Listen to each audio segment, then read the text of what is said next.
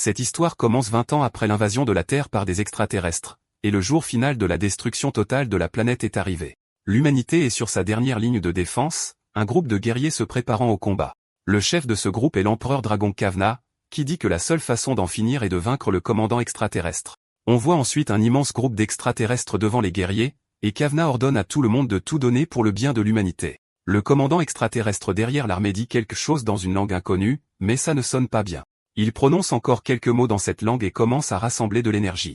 Il libère ensuite une gigantesque déflagration d'énergie de sa bouche, laissant une énorme traînée de destruction sur son passage. Un des guerriers nommé Lidoyuk réussit à survivre à l'explosion et maudit le commandant extraterrestre.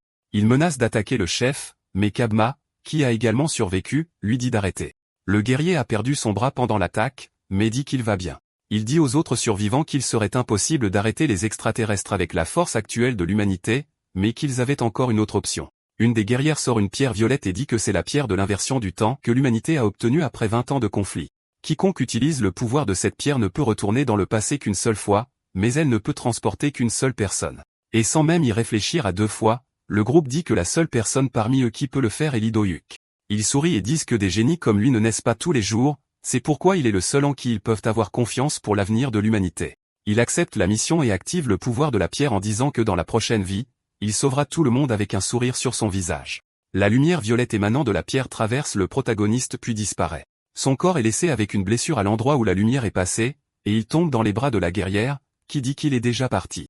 La fille dit qu'elle se sent soulagée, et Cabinet dit que maintenant le garçon devra affronter toute cette souffrance seul et que leur travail est terminé. Mais la guerrière se souvient qu'il y a encore une petite chose qu'ils ont oubliée. Le commandant extraterrestre était toujours là, et au minimum, il devait en finir avec un combat honorable. Ils affrontent alors l'armée de front et disent qu'il y a encore un long chemin à parcourir. Finalement, ils chargent dans la bataille, et la scène s'éloigne sans montrer le résultat, mais on sait déjà ce qui leur est arrivé. On voit ensuite la ville avec un ciel bleu clair bien avant l'attaque extraterrestre. Lidoyuk se réveille dans sa chambre, encore un peu confus, se demandant si la pierre a vraiment fonctionné. Il réalise alors qu'il est revenu au moment parfait puisqu'il reste encore 7 mois avant le début de l'attaque. Il décide donc qu'il va entraîner son corps et rassembler plus de provisions jusqu'au jour de l'invasion. Il attrape sa veste et se prépare à partir en se rappelant qu'il détient le sort de toute l'humanité entre ses mains. En chemin, il décide qu'il doit s'éveiller avant la première invasion et rendre son corps aussi parfait que possible avant l'éveil. Cependant, l'histoire coupe 7 mois plus tard, et Do-Ip se rend à l'endroit où il se souvient être l'emplacement du premier portail utilisé par les extraterrestres pour envahir. Bien qu'il semble plus fort, il se plaint que son corps n'ait toujours pas atteint son apogée. Mais pour l'instant, ça suffira. Do-Yuk dit qu'un portail s'ouvrira sur une pierre à proximité, et un énorme flux de mana viendra avec. Ces portails effectuent une sorte de baptême de mana sur les humains, leur accordant quelque chose appelé circuit d'éveil, qui leur permet de conduire le mana. Le seul problème, ce sont les extraterrestres qui traversent le portail, et dans le cas de la Corée, elle a été envahie par des créatures ressemblant à des fourmis et des cafards géants. Do-Yuk se souvient que dans le futur d'où il vient, c'étaient des ennemis faibles, mais dans le présent, même si chasseurs bien entraînés auraient du mal à en vaincre un seul. Mais il croit qu'avec l'expérience qu'il a acquise, il devrait être capable de les battre, alors il se prépare à l'ouverture du portail. Le protagoniste commence à compter les secondes et se prépare à attaquer. Cependant, malgré toute cette préparation, rien ne se passe. Il pense qu'il était peut-être un peu en avance et décide d'attendre un peu plus longtemps. Mais 10 heures passent et il commence même à faire sombre, et le protagoniste devient furieux et extrêmement confus par tout cela. Il pense même qu'il a peut-être mal compris la date et envisage de revenir le lendemain. Puis une semaine passe sans que rien ne se passe alors qu'il y retourne tous les jours, et certaines personnes disent même qu'il a l'air d'un fou à faire ça. Pour empirer les choses, un mois passe et le protagoniste est toujours là à attendre, et certains touristes le prennent même pour un gardien de pierre. Il continue comme ça pendant encore 6 mois, et certains journalistes le prennent même pour un ermite, et sa sœur et sa mère voient un reportage à la maison et n'y comprennent rien. Tellement de temps a passé que même le protagoniste n'en pouvait plus, et pour une raison quelconque, le monde était plus paisible que jamais. Do-Yuk décide alors de trouver un emploi régulier et d'abandonner ses histoires d'extraterrestres, et il se fait même gronder par son patron. Il commence à se souvenir du passé et de tous les titres héroïques qu'il a reçus, mais maintenant qu'il a obtenu le titre de sauveur, il est devenu un simple employé. Le protagoniste ne sait même pas comment il va affronter les autres héros après cet embarras puisqu'aucun surhumain ne s'est jamais réveillé ou qu'aucun extraterrestre n'est apparu dans ce monde. Il décide donc qu'il n'a pas d'autre choix que d'accepter qu'il a peut-être atterri dans une version différente de la Terre dans un autre univers, et qu'en fin de compte, le fait que l'invasion ne se soit jamais produite était en fait une bonne chose pour les habitants de ce monde. Même s'il est déçu que tous les efforts qu'il a déployés avec son équipe n'aient servi à rien, il dit qu'il va au moins profiter de la paix. Mais son téléphone sonne, et il commence à recevoir un tas de notifications lui disant que son loyer est dû, et maintenant il est un employé ordinaire. La paix n'est pas une option. De retour à la maison, sa sœur nommée Lijan gronde le protagoniste qui ne comprend rien. Elle commence à se plaindre parce qu'au cours des derniers mois, le MC était au chômage et dépensait encore de l'argent pour se préparer à l'invasion extraterrestre.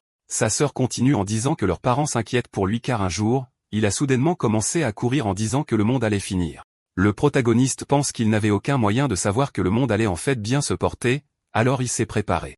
On voit ensuite un flashback de cabinet racontant au protagoniste quel était son plan lorsqu'il est retourné dans le passé. Il a dit au garçon de rassembler autant d'argent et de provisions que possible, et qu'il n'était pas grave de dépenser de l'argent car personne ne viendrait collecter pendant la fin du monde. Mais pour le meilleur ou pour le pire, le monde n'a pas pris fin, alors maintenant il devait trouver un moyen de rembourser l'argent qu'il devait. Sa sœur lui dit d'arrêter ce boulot de construction qu'il a trouvé et lui demande de l'aider avec ses livestreams car elle est streameuse et dit qu'elle va même le payer. Le protagoniste taquine la fille, mais elle dit qu'elle a au moins besoin de quelqu'un pour jouer à des jeux multijoueurs avec elle. Il essaie même de refuser, disant qu'il n'a jamais joué à aucun jeu vidéo. Mais elle dit que puisqu'il est bon dans les sports, il va s'y mettre rapidement, et il est le seul à qui elle peut demander. Le protagoniste y réfléchit, mais dit que ce n'est pas comme si les streamers gagnaient beaucoup d'argent au départ. Mais sa sœur sort alors son téléphone et dit que même si elle ne fait du streaming que depuis quelques mois, elle gagne 15 millions de wons, soit environ 60 000 lectures, et dit qu'elle lui donnera la moitié. En entendant cela, le protagoniste accepte et commence à jouer à une sorte de jeu VR avec sa sœur, devenant son serviteur et l'appelant maître. Il se connecte à l'intérieur du jeu, et le narrateur dit que c'est un jeu où vous cultivez des ennemis pour gagner des ressources. C'est un jeu de combat à la Dark Souls qui est célèbre pour écraser les débutants, et ils y entrent tous les deux avec sa sœur qui a même un avatar personnalisé. Ils entrent dans un manoir dans le jeu, et le chat n'arrête pas de taquiner sa sœur parce qu'elle a peur. Mais le protagoniste pense que cette maison avait l'air vraiment bien pour faire une sieste. Il continue à s'enfoncer dans le manoir pendant que le chat commente ce qu'ils font, jusqu'à ce que soudain, un écran apparaisse devant eux expliquant l'histoire du jeu, ce qui bien sûr effraie la sœur du MC car c'est une peureuse. Le protagoniste s'impatiente avec l'écran et le rejette, sautant ainsi le tutoriel, ce qui agace sa sœur car c'est un jeu difficile. Il s'excuse en disant qu'il a juste cliqué sur tout ce qui apparaissait devant lui sans réfléchir. Sa sœur se plaint en disant qu'elle n'aurait pas dû faire confiance à un débutant, mais le chat n'arrête pas de la taquiner en disant qu'elle était aussi une débutante dans ce jeu. Elle commence alors à demander des conseils au chat, et elle reçoit même quelques conseils utiles. Mais le plus important est de ne jamais choisir le mode réalité. Et lorsque la scène coupe sur le protagoniste, il vient de choisir exactement ce mode. Bien sûr, cela met sa sœur encore plus en colère, et le MC dit qu'il essayait juste d'ouvrir la poignée de porte et qu'il a cliqué dessus par accident. Elle commence à paniquer car elle avait reçu un don pour battre le jeu dès sa première tentative, mais maintenant elle ne pourra pas le faire. Mais le chat la soutient et commence à faire des dons pour lui donner plus de défis, ce qui motive les deux frères et sœurs à terminer le jeu du premier coup. Le chat continue de les taquiner en disant qu'ils font tout pour l'argent et qu'ils font des visages sérieux comme des personnages de Jojo. Ils entrent ensuite dans la maison, et la première chose qui se passe, c'est que quelqu'un tombe du plafond et leur fait peur à tous les deux, et le chat leur dit de vérifier si le corps a des objets. Ils trouvent un pistolet et une hache et décident de continuer à travers le manoir, jusqu'à ce que soudain, un monstre saute vers eux, et le chat dit que cette créature est célèbre pour mettre fin au run des débutants. Mais ensuite, le protagoniste montre qu'il était autrefois un guerrier dans le futur, et arrête l'attaque de l'ennemi avec une seule main, laissant le chat stupéfait. Il réussit à frapper un des membres de la créature avec la hache et l'utilise pour frapper le monstre, le vainquant en un seul coup. Ensuite, d'autres apparaissent en charge du protagoniste qui commence à les vaincre tous facilement en utilisant sa hache. Après les avoir tous vaincus et avoir laissé le chat complètement confus, le protagoniste demande si sa sœur va bien. Mais comme son visage était sale avec les restes de l'ennemi, cela a effrayé la fille, et par réflexe, elle l'a attaqué. Elle finit accidentellement par vaincre son frère, ce qui les fait échouer à la mission, et le chat commence à se moquer de l'échec des frères et sœurs, ce qui lui a au moins rapporté quelques dons. Quelque part dans le monde réel, un garçon connu pour maîtriser des jeux difficiles nommé Blackirk apprend la nouvelle que le protagoniste a vaincu un monstre puissant. Le garçon dit que même lui ne pourrait pas faire ça en mode réalité et commence à faire des recherches sur le protagoniste. De retour aux frères et sœurs, ils réapparaissent à l'entrée du manoir, et la fille s'excuse d'avoir fait cette erreur. Le MC est en mode sérieux et dit que c'était de sa faute parce qu'il aurait dû se battre 2 fois avant de donner un pistolet à une idiote comme elle. Ensuite, il dit qu'à partir de maintenant, elle doit juste le suivre si elle veut terminer la mission, et la fille doute de lui, disant qu'il a foiré sans son aide. Mais la scène coupe, et on voit le MC courir avec elle dans ses bras, tranchant tous les ennemis d'une seule main. La fille est choquée par la puissance de son frère, et le chat continue de la taquiner. Le protagoniste a dit qu'à partir de maintenant, il s'occuperait du combat et de tout le reste, et qu'elle avait juste besoin de rester là à l'encourager et à ne pas gêner, ce qui agace la fille.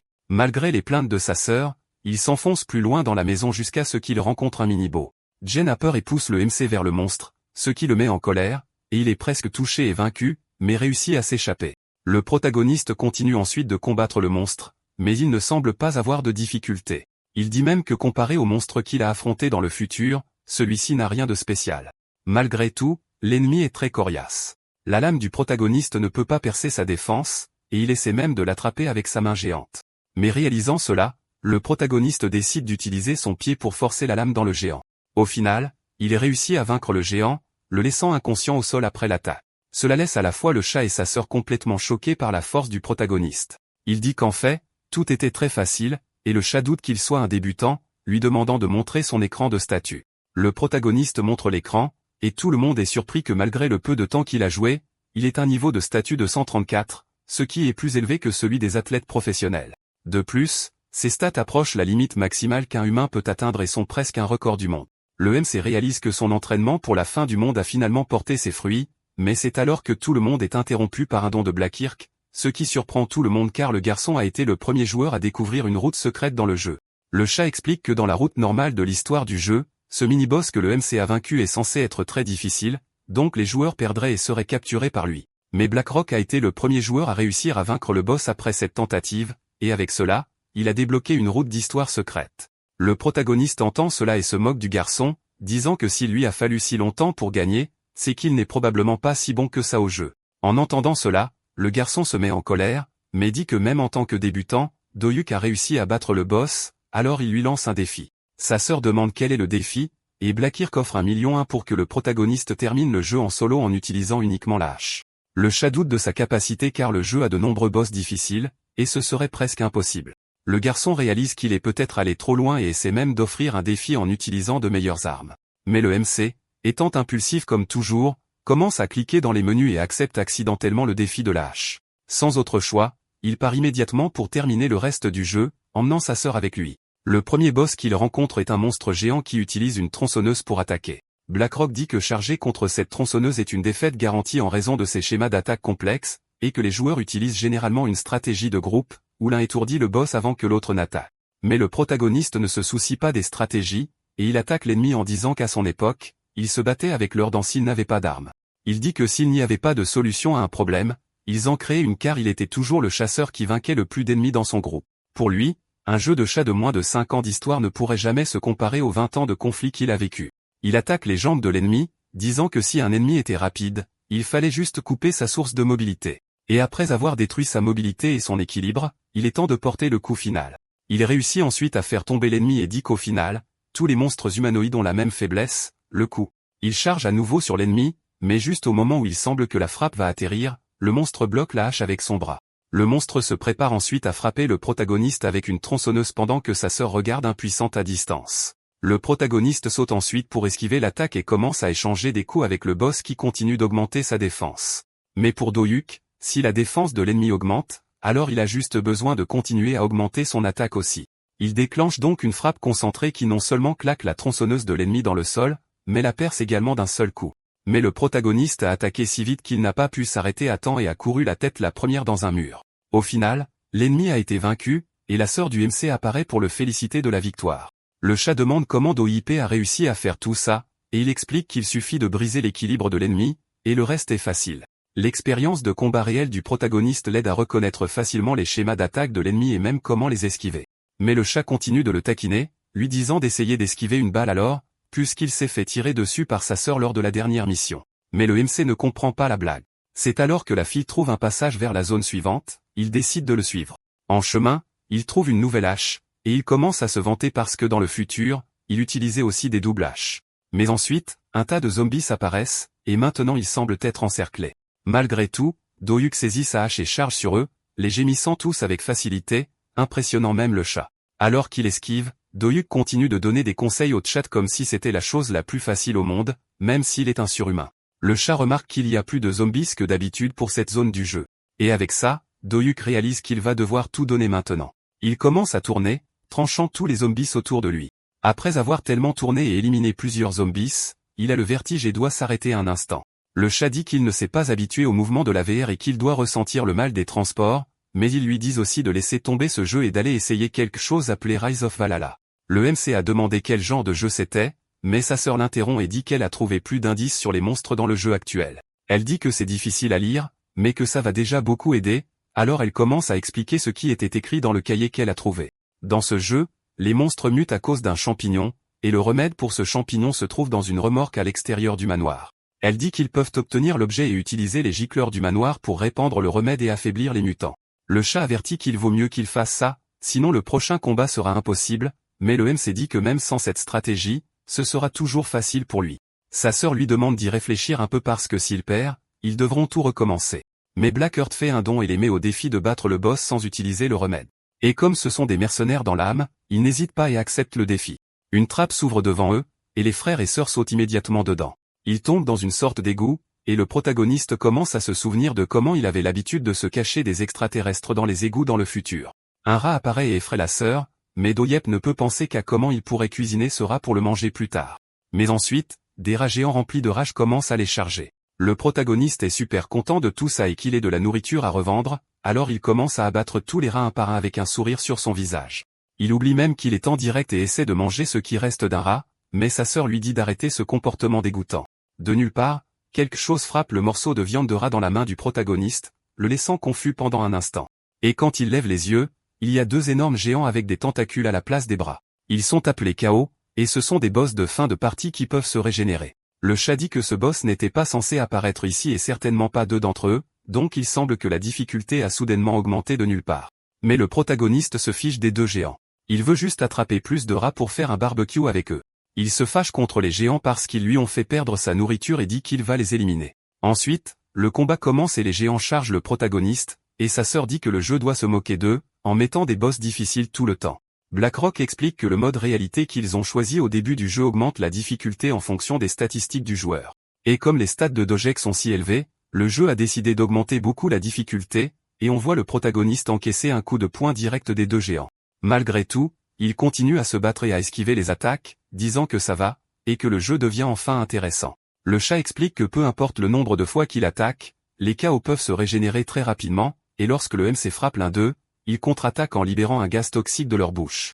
Ce gaz inflige un statut d'empoisonnement aux deux, et la sœur dit qu'ils n'ont que 10 minutes avant d'en avoir fini. Malgré tout, le protagoniste continue de se battre, tandis que le chat est choqué de la difficulté du combat. Doyuk dit que peu importe s'il continue à se régénérer.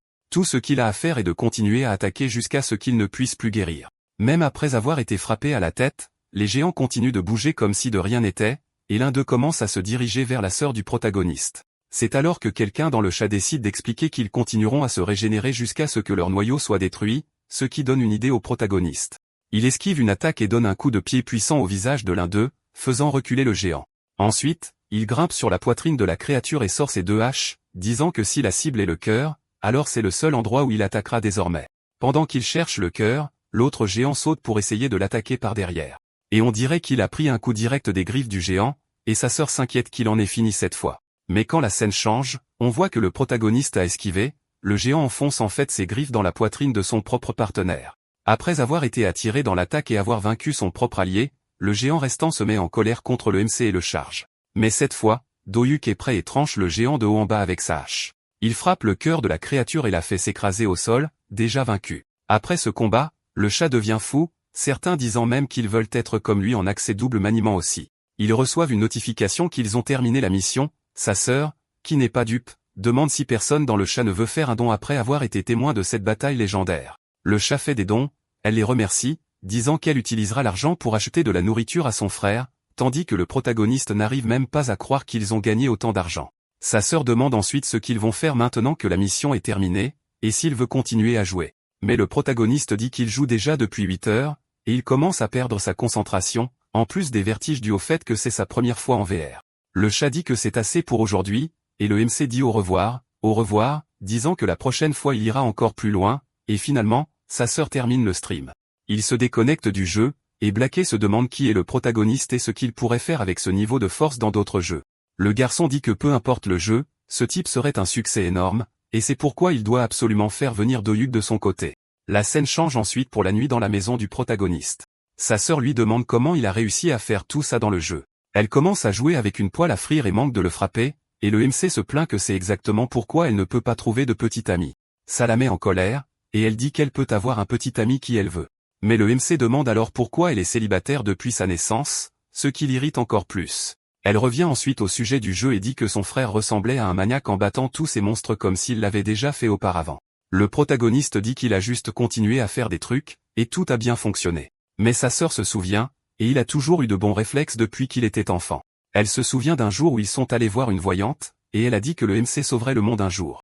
Les parents du MC ont cru cette voyante et ont décidé qu'ils voulaient qu'il devienne un général important dans le gouvernement mondial. Mais le professeur de PS a dit que Do-hyuk n'était pas très intelligent, et qu'il se démarquerait davantage s'il se concentrait sur le sport. Sa sœur est d'accord avec le professeur, disant que son frère aurait pu gagner un tas de médailles s'il était devenu athlète, et qu'aujourd'hui leurs parents regrettent cette décision. De retour au présent, elle demande si le MC ne veut pas commencer à streamer lui-même puisqu'il s'est très bien débrouillé.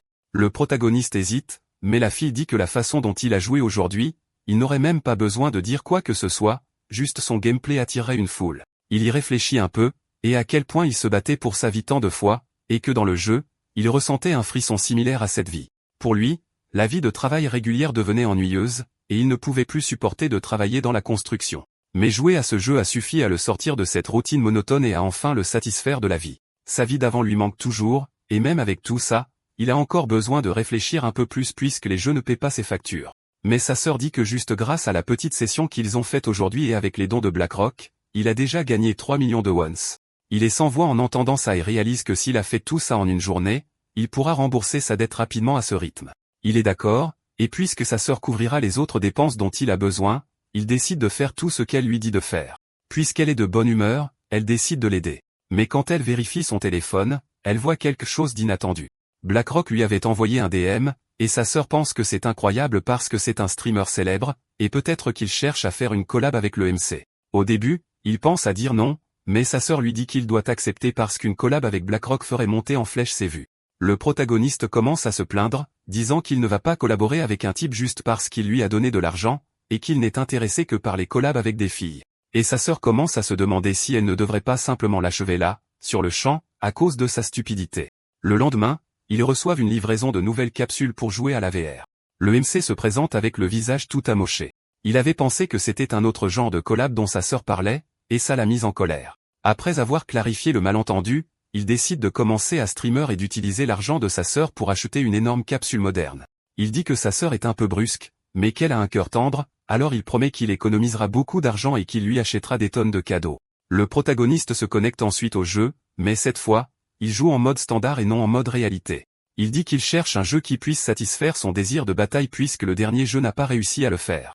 En cherchant les jeux disponibles, il se rend compte qu'ils sont tous chers, alors il commence à en chercher des moins chers. Il finit par trouver un vieux jeu de combat auquel il jouait quand il était plus jeune et s'enthousiasme parce qu'ils en ont fait une version VR.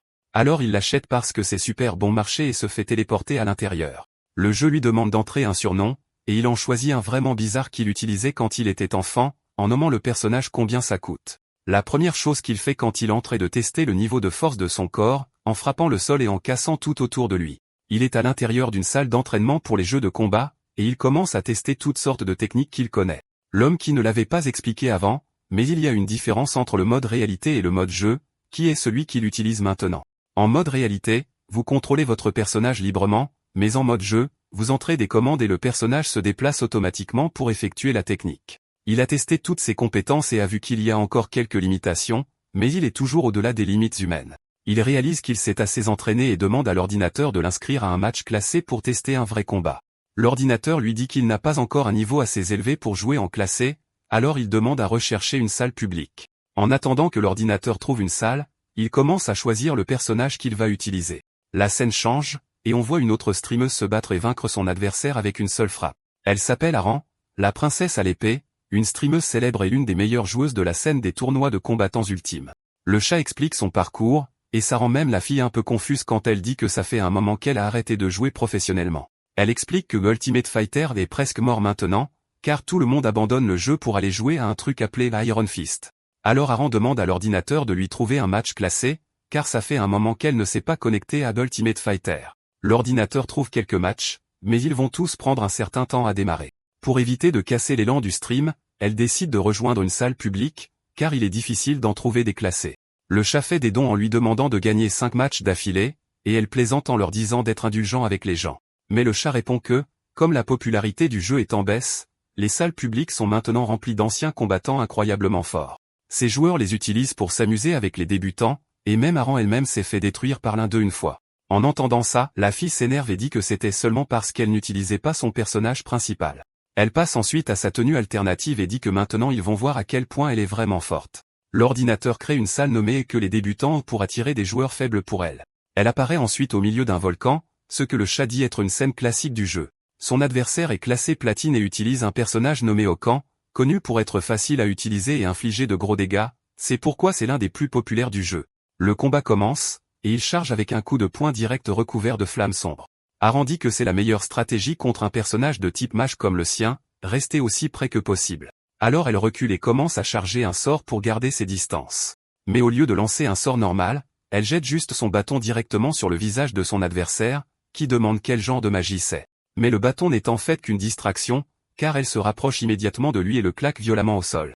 Et ça ne s'arrête pas là, car elle dit que cette attaque était une autre distraction, et qu'elle était vraiment en train de charger un sort. Elle saisit le bâton et utilise l'ultime de son personnage, invoquant un Mihiru géant et le jetant sur Okan. N'ayant rien d'autre à faire, le type encaisse le coup de plein fouet, en disant que c'était un peu trop pour lui. Aran se moque même du type, en lui disant de dire au revoir à son rang platine. Elle gagne la bataille, et le chat dit qu'au final, ce type n'était même pas si fort que ça. Aran dit qu'elle doit se dépêcher et obtenir ses 5 victoires consécutives et demande à l'ordinateur de trouver un autre joueur. Cette fois, un joueur apparaît en utilisant un personnage appelé Steve, et le chat plaisante en disant que c'est un personnage que seuls les débutants choisissent. Le joueur commence à s'échauffer pour le combat, et personne ne comprend ce qui se passe. Mais, en fait, il ne faisait que frapper le sol de l'arène pour vérifier si la lave était réelle. Aran se demande s'il est vraiment normal qu'elle le combatte car il est surpris même par la lave sur la scène. Elle essaie de cacher qu'elle trouve ça drôle, mais décide de simplement commencer le combat et d'en finir. Le compte à rebours commence pendant que le chat lui dit d'être indulgente avec lui. Lorsque le combat commence, le protagoniste fonce droit sur elle avec un boost. Au début, Aran esquive facilement son attaque en disant que ce n'est rien comparé à la vitesse de Okan. Ce n'était qu'une distraction car le protagoniste parvient à se rapprocher d'elle et lui assène plusieurs coups de poing d'affilée sans lui laisser le temps de réagir. Et à la fin, il la bête avec un perfect sans même se rendre compte que le match était déjà terminé. Le chat est choqué qu'un débutant batte une vétérane avec un perfect, mais le protagoniste dit simplement qu'il se sentait vraiment bien. Le deuxième round est sur le point de commencer, et elle réapparaît dans l'arène, en disant que ce n'est pas encore fini. Le chat, comme toujours, la taquine, mais Aran dit qu'elle n'a perdu que parce qu'elle a baissé sa garde. Aran dit ensuite qu'il doit être un vétéran qui prétend être un débutant, et le chat est d'accord pour dire qu'il doit très bien jouer la comédie. La fille dit ensuite que cette fois, c'est du sérieux et passe à son personnage principal, celui qui l'a fait connaître comme la princesse à l'épée à ses débuts professionnels. Elle se dispute un peu avec le chat qui dit qu'elle sort son personnage principal après avoir encaissé un perfect. Elle dit que maintenant elle va gagner à la loyale. La fille sort son épée et dit qu'elle va se battre sérieusement maintenant. Alors il ferait mieux de commencer à offrir leurs condoléances au protagoniste car il va en avoir besoin. Le compte à rebours pour le combat recommence, et Aran commence à se demander qui il est. Puisqu'il ne peut certainement pas être du rang au-delà du paradis, tout au plus, peut-être diamant. C'est le rang le plus élevé du jeu, et seuls 100 joueurs l'ont atteint, y compris elle. Comme le style de combat du protagoniste est différent de ce qu'elle a l'habitude de voir dans Ultimate Fighter, elle soupçonne qu'il pourrait venir d'un autre jeu. Le compte à rebours se termine, et elle charge sur lui en disant qu'elle va lui apprendre le vrai sens du contrôle. Do-Hyuk esquive la première attaque et se prépare immédiatement à contrer avec un coup de poing puissant. Aran dit que cette fois, elle est prête, mais avant qu'elle ne puisse frapper, le protagoniste saisit sa main l'empêchant de bouger son épée. Et elle finit par encaisser une autre série de coups directs du protagoniste et réalise que c'est déjà fini pour elle. Une fois de plus, le protagoniste gagne avec un imperfect, et le chat a même un sentiment de déjà-vu en voyant tout se reproduire. Mais Aran n'abandonne pas et demande à le combattre à nouveau. Mais le résultat ne change pas et elle continue de perdre de la même manière. Do-Hyuk l'a déjà battue 5 fois de suite, et malgré cela, elle continue de revenir se battre. Il dit qu'au début, il était facile de la battre quand elle utilisait le personnage de mage, mais elle lui a en fait donné un peu de fil à retordre une fois qu'elle a commencé à utiliser l'épée. Le MC a choisi le mode jeu au lieu du mode réalité, afin qu'il puisse tester les spéciaux dans le jeu. Mais comme il a sauté le tutoriel, il n'a pas vu comment utiliser ses attaques. Il voulait ressentir ce que c'était que de retrouver ses pouvoirs et dit que la prochaine fois, il ne sautera plus les tutoriels du jeu. Aran répond enfin, et il dit qu'elle a très bien joué la dernière fois en lui demandant quel est son rang. Elle devient extrêmement irritée par cette question et commence à lui crier dessus, mais aucun son ne sort. Alors il pense qu'elle a peut-être coupé le son du jeu pour mieux se concentrer. Mais ensuite, il commence à recevoir un tas de demandes de revanche de sa part en même temps. Le protagoniste les ignore toutes et dit qu'il doit se déconnecter pour rechercher comment utiliser les spéciaux dans ce jeu. Aran essaie de lui parler, mais comme le protagoniste ne peut que lire sur ses lèvres, il pense qu'elle lui demande son nom dans le jeu. Mais le problème est que le pseudonyme du protagoniste est de combien ça coûte. Quand il lui dit ça, la fille est confuse et encore plus énervée. Elle finit par remettre le son pour lui parler, mais il est trop tard car il s'est déjà déconnecté, alors elle reste là en jurant qu'elle se vengera de lui. Le chat lui rappelle qu'il existe une fonctionnalité par défaut du jeu qui coupe le micro des débutants, il n'a donc pas entendu un seul mot de sa part pendant tout le combat. Elle dit qu'il est impossible qu'il soit un débutant car pendant les combats, il a esquivé sa technique spéciale, et n'importe qui ne peut pas faire ça sans connaître le mouvement. Alors elle soupçonne qu'il doit être un pro retraité qu'il a cherché ou un joueur légendaire de l'âge d'or du jeu. Le chat demande si ce n'est pas le joueur légendaire, Anatole, qui était connu comme le meilleur parmi les pros de l'âge d'or. Mais Aran dit que ça ne peut pas être lui car Anatole suit strictement des schémas d'attaque, et le protagoniste ne suivait aucun schéma. Il a juste réagi à ses attaques. Emmanuel revient un peu en arrière pour montrer ce qu'elle disait pendant que le protagoniste ne pouvait pas entendre sa voix. Elle dit qu'il est impossible qu'il ne la connaisse pas parce que personne d'autre sur ce serveur ne joue en tant que Arang Sofel. Mais comme le protagoniste ne l'entend pas, il l'ignore. De retour au présent, elle dit qu'elle va découvrir qui il est et le faire quitter le jeu pour toujours, et le chat se moque d'elle en disant qu'elle est salée à cause de la perte. Quelques heures plus tard, Doya se reconnecte au jeu et demande à l'ordinateur de lui montrer l'historique de ses matchs. Le protagoniste a déjà gagné 14 fois et n'a jamais perdu une seule fois et dit qu'à part le premier combat avec Aram, tous les autres étaient plutôt faibles et ont fait des erreurs de base. Il a réussi à atteindre le rang diamant, il n'en a donc besoin que de 2 de plus pour atteindre le rang supérieur, où il espère trouver des adversaires plus forts car le jeu est plein de noobs. Mais juste au cas où il ne trouve personne, il décide d'ajouter au moins une personne qu'il a déjà battue, et il choisit Aran. Il envoie la demande d'amis et attend qu'elle l'accepte, mais il est interrompu par sa sœur, qui dit qu'il est temps pour eux de commencer le stream de ce jeu d'horreur d'avant. Doyuk entre dans le jeu d'horreur, et le chat se plaint déjà qu'ils sont en retard, mais au moins ils le reconnaissent comme le gars avec la hache. Le protagoniste ne comprend pas d'où vient sa renommée, mais Jian dit que ses vidéos explosent sur les forums, et tout le monde l'a vu se battre dans le dernier live. Elle dit que son frère devrait se préparer et prendre sa hache car le spectacle est sur le point de commencer. La scène coupe rapidement sur Harim, et elle vient de recevoir la demande d'amis de Doyuk, sauf qu'il a changé son nom pour la provoquer, et cela l'a fait exploser de rage. De retour au protagoniste, il a l'impression que quelqu'un le dénigre, mais décide de l'ignorer et de continuer à jouer au jeu avec sa sœur.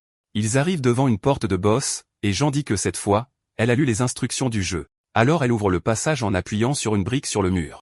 En marchant un peu plus dans le manoir, ils atteignent une porte géante. Jean dit que le boss est de l'autre côté, et ils peuvent voir plusieurs zombies à l'intérieur de la pièce. Le chat dit qu'ils sont les portiers de la salle du boss, qu'ils sont censés être un monstre fort parmi eux, et il n'y en a aucun. Au lieu de cela, il y a une femme en fauteuil roulant au milieu de la pièce, et une fois de plus, le chat commence à paniquer parce qu'elle n'est pas censée apparaître si tôt. Jian l'appelle Chloé et dit qu'elle est la mère de tous ses ennemis. Doyuk dit que d'après sa réaction, elle doit être la première personne qui a été infectée et transformée en zombie.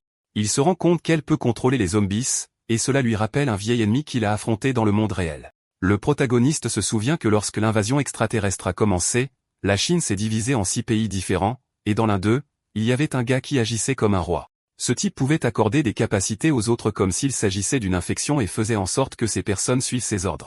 Il a utilisé cette capacité pour lutter contre Shen Tao, qui était le chasseur le plus fort de Chine. Mais il s'est fait complètement solo par Shen Tao, et cela a fait comprendre au reste du monde que les chasseurs qui avaient transcendé étaient immunisés contre les poisons et les toxines. De retour au présent, Doyuk devient nostalgique et demande si c'est vraiment le chef des zombies. Le chat dit que, selon l'histoire du jeu, cette femme était la femme du protagoniste, ou plutôt son ex-femme. Jian explique que si vous mettez trop de temps à terminer le jeu, la femme est envahie par l'infection, ce qui la fait vieillir. Mais elle dit aussi qu'ils ont été rapides, et elle n'était pas censée se transformer en zombie aussi vite. Le chat leur rappelle que la dernière fois qu'ils ont joué, ils n'ont pas répandu le remède chez les zombies, et c'est peut-être pour ça qu'elle s'est transformée si vite. Dans la route originale, ils étaient censés utiliser les arroseurs pour répandre le remède, ce qui ralentirait les effets de l'infection, mais à cause du défi de Blackirk, ils ne l'ont jamais fait. À cause du capitalisme, ils ont sauté une partie importante, et maintenant la difficulté du jeu a augmenté au niveau maximum. Le chat continue, disant que selon leur progression, ils auraient même pu trouver un vaccin pour guérir Chloé, et Doyuk se sent mal de l'avoir laissé comme ça. Le protagoniste dit que c'est une histoire assez étrange, mais Jian dit qu'en fin de compte, c'était de toute façon la faute de Chloé parce que c'est elle qui a propagé l'infection. Jian commence à raconter l'histoire. Chloé était une chercheuse d'une organisation qui voulait créer une arme biologique. Elle a volé l'échantillon de cette arme et a essayé de s'échapper pour le vendre à une organisation rivale. En chemin, elle s'est fait prendre et a fini emprisonnée. Mais pendant l'évasion, elle a fini par être infectée par l'échantillon. Do-hyuk demande si cela signifie qu'ils doivent juste la vaincre pour terminer le jeu, et JN dit que c'est exactement ce qu'ils doivent faire. Il prépare sa hache et demande à sa sœur d'ouvrir la porte parce qu'il va tout miser sur elle. Elle appuie sur le bouton, et tandis que le chat est surpris qu'ils affrontent déjà le boss final, le protagoniste charge dans la pièce. Do-hyuk entre dans la pièce et sort ses haches, disant que maintenant il va commencer le spectacle que tout le monde attendait. La horde de zombies charge sur le protagoniste qui dit que si c'est la meilleure ligne de défense qu'ils ont, alors le boss va être un jeu d'enfant. Les zombies continuent d'attaquer, et le chat commente que même une seule morsure pourrait infliger le statut infecté au protagoniste. Le boss regarde depuis le milieu des zombies, attendant juste l'attaque du protagoniste. Il continue de les vaincre tous, et le chat dit qu'il n'a même pas encore utilisé sa technique de taillade tourbillonnante. Le protagoniste dit que même pour lui, utiliser ce mouvement plusieurs fois en mode réalité est très épuisant. Le chat dit que c'est un peu mignon qu'il ait le vertige en utilisant le mouvement car il n'est pas habitué à la VR. Après un certain temps de combat, il en a marre de frapper des zombies et décide de charger directement sur le boss final, sautant par-dessus tous. Mais nous voyons que lorsqu'il saute et se rapproche de l'atterrissage du coup final sur la reine zombie, elle se lève du fauteuil roulant et pousse un cri qui projette tout autour d'elle au loin. Le protagoniste ne peut pas esquiver l'attaque et est projeté loin dans les débris. Lorsque la scène coupe, nous voyons qu'elle a fait exploser la moitié du manoir avec une seule frappe. Le chat remarque qu'il y a quelque chose d'étrange dans le tas de zombies qui ont été emportés lors de l'explosion, puis la main du protagoniste apparaît sous le tas. Il a réussi à se cacher de l'attaque en restant sous les zombies. Puis il se lève avec sa sœur et dit qu'il a à peine réussi à s'échapper. Il a utilisé les zombies comme bouclier, et grâce à cela, tous les zombies ont été vaincus, ne laissant que leur chef. Do-hyuk dit que tout ce qu'ils ont à faire est de faire attention à cette attaque de cris, et le reste du combat devrait être facile. Mais le chat dit que ce n'est que le début, et ensuite le chef zombie commence à libérer une sorte de boue de ses yeux. Lorsque la scène coupe, nous voyons qu'il s'agissait en fait d'elle entrant dans sa deuxième forme, se transformant en une masse de boue vivante. Et comme si les choses n'étaient pas déjà assez graves, elle invoque également 3 monstres pour se battre à ses côtés. Jem se plaint, disant que normalement le boss ne devrait avoir qu'un seul monstre pour l'aider pendant la bataille finale, mais son intelligence artificielle est devenue incontrôlable. À ce moment-là, elle reçoit un don de quelqu'un dans le chat qui prétend être une publicité en colère, ce qui fait peur à la fille mais arrive à un moment parfait. Le chat commente que s'ils étaient une IA et qu'ils voyaient quelqu'un battre le jeu avec seulement 2 haches, ils seraient fous aussi. Jian demande comment ils vont gérer ces monstres puisqu'ils peuvent encore devenir invisibles, mais le chat dit qu'il suffit de leur tirer dessus pour faire disparaître l'invisibilité. Mais ensuite, ils se souviennent que le protagoniste est toujours en train de faire son défi de battre le jeu en utilisant seulement 2 haches, donc il ne peut pas tirer. Il suggère donc à Jiayin de faire le tir puisqu'elle porte une arme depuis le début, et la fille est d'accord, disant qu'elle a laissé tout le travail à son frère et qu'elle veut aider. Mais le protagoniste se souvient du coup qu'il a reçu au visage la première fois et casse l'arme de la fille, lui disant de ne même pas y penser. Il dit que la meilleure aide qu'elle puisse apporter est de ne pas se mettre en travers de son chemin, et elle dit que ce n'était qu'une petite erreur et qu'elle essayait seulement d'aider cette fois-là. Le chat, comme d'habitude, continue de se moquer de la fille qui est agacée par la moquerie, disant qu'elle ne voulait pas que cela arrive. Puis le protagoniste pense qu'en fin de compte, c'est un jeu où ils devraient tous les deux s'amuser, et sa sœur essayait juste d'aider. Alors il décide qu'il va la laisser aider et lui dit d'utiliser l'une des grenades qu'il a ramassées plus tôt, mais seulement quand il lui donnera le signal de la lancer. Le chat se prépare au désastre, mais Jean dit qu'au moins elle sait comment lancer une grenade, et le protagoniste est d'accord, disant qu'après tout, elle n'est pas stupide. Et après quelques pics supplémentaires du chat, Do-hyuk dit qu'il est temps de commencer le plan. Il charge en avant tout en portant un zombie sur son épaule et dit à sa sœur de se préparer. Voyant le protagoniste y aller à fond, les serpents aidant le chef zombie activent leur mode camouflage et deviennent invisibles.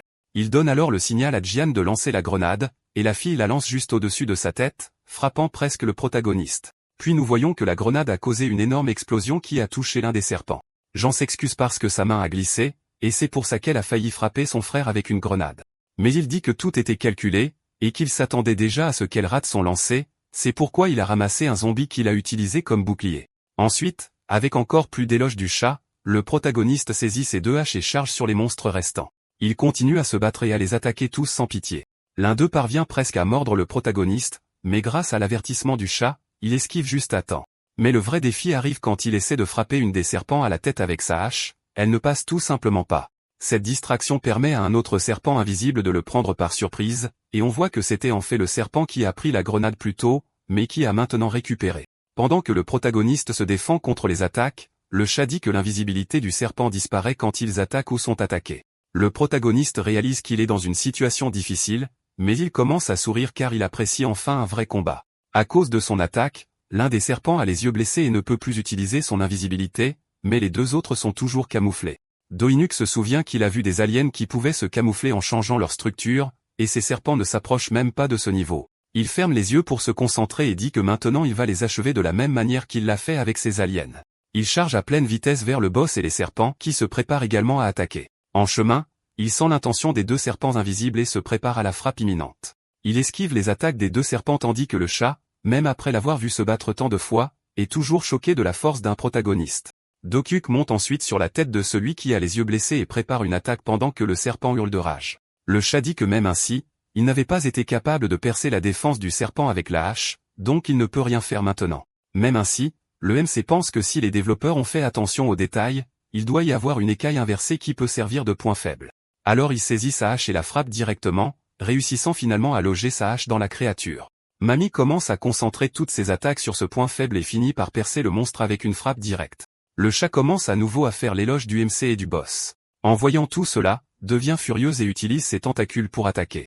Mais le MC le remarque et les esquive tous avec une grande habileté, comme s'il dansait. Au milieu de tout ça, il est presque rattrapé par une morsure d'un des serpents. Cependant, il tourne sa hache à la dernière seconde et vainc la créature, qui tombe au sol en hurlant de douleur. Mais sa hache finit par se coincer dans la bouche de la créature, et il évite de justesse une autre attaque de tentacules du boss. Il esquive à la dernière seconde, et l'attaque frappe le serpent, ce qui l'achève définitivement. Mais il reste encore un serpent qui arrive à toute vitesse sur le protagoniste. Le serpent semble l'avoir avalé, et le chat est toujours choqué comme s'il allait vraiment être vaincu par ça. Il parvient à couper l'ennemi de l'intérieur vers l'extérieur, en disant que le plus grand point faible d'un monstre de type reptile est l'intérieur de son corps où il n'y a pas d'écailles. Finalement, il achève le dernier serpent avec sa hache et reçoit même quelques commentaires fleurteurs du chat au passage. Mais le combat n'est pas encore terminé. Le boss final, Chloé, la reine des champignons, est juste derrière le protagoniste et se prépare pour la bataille finale.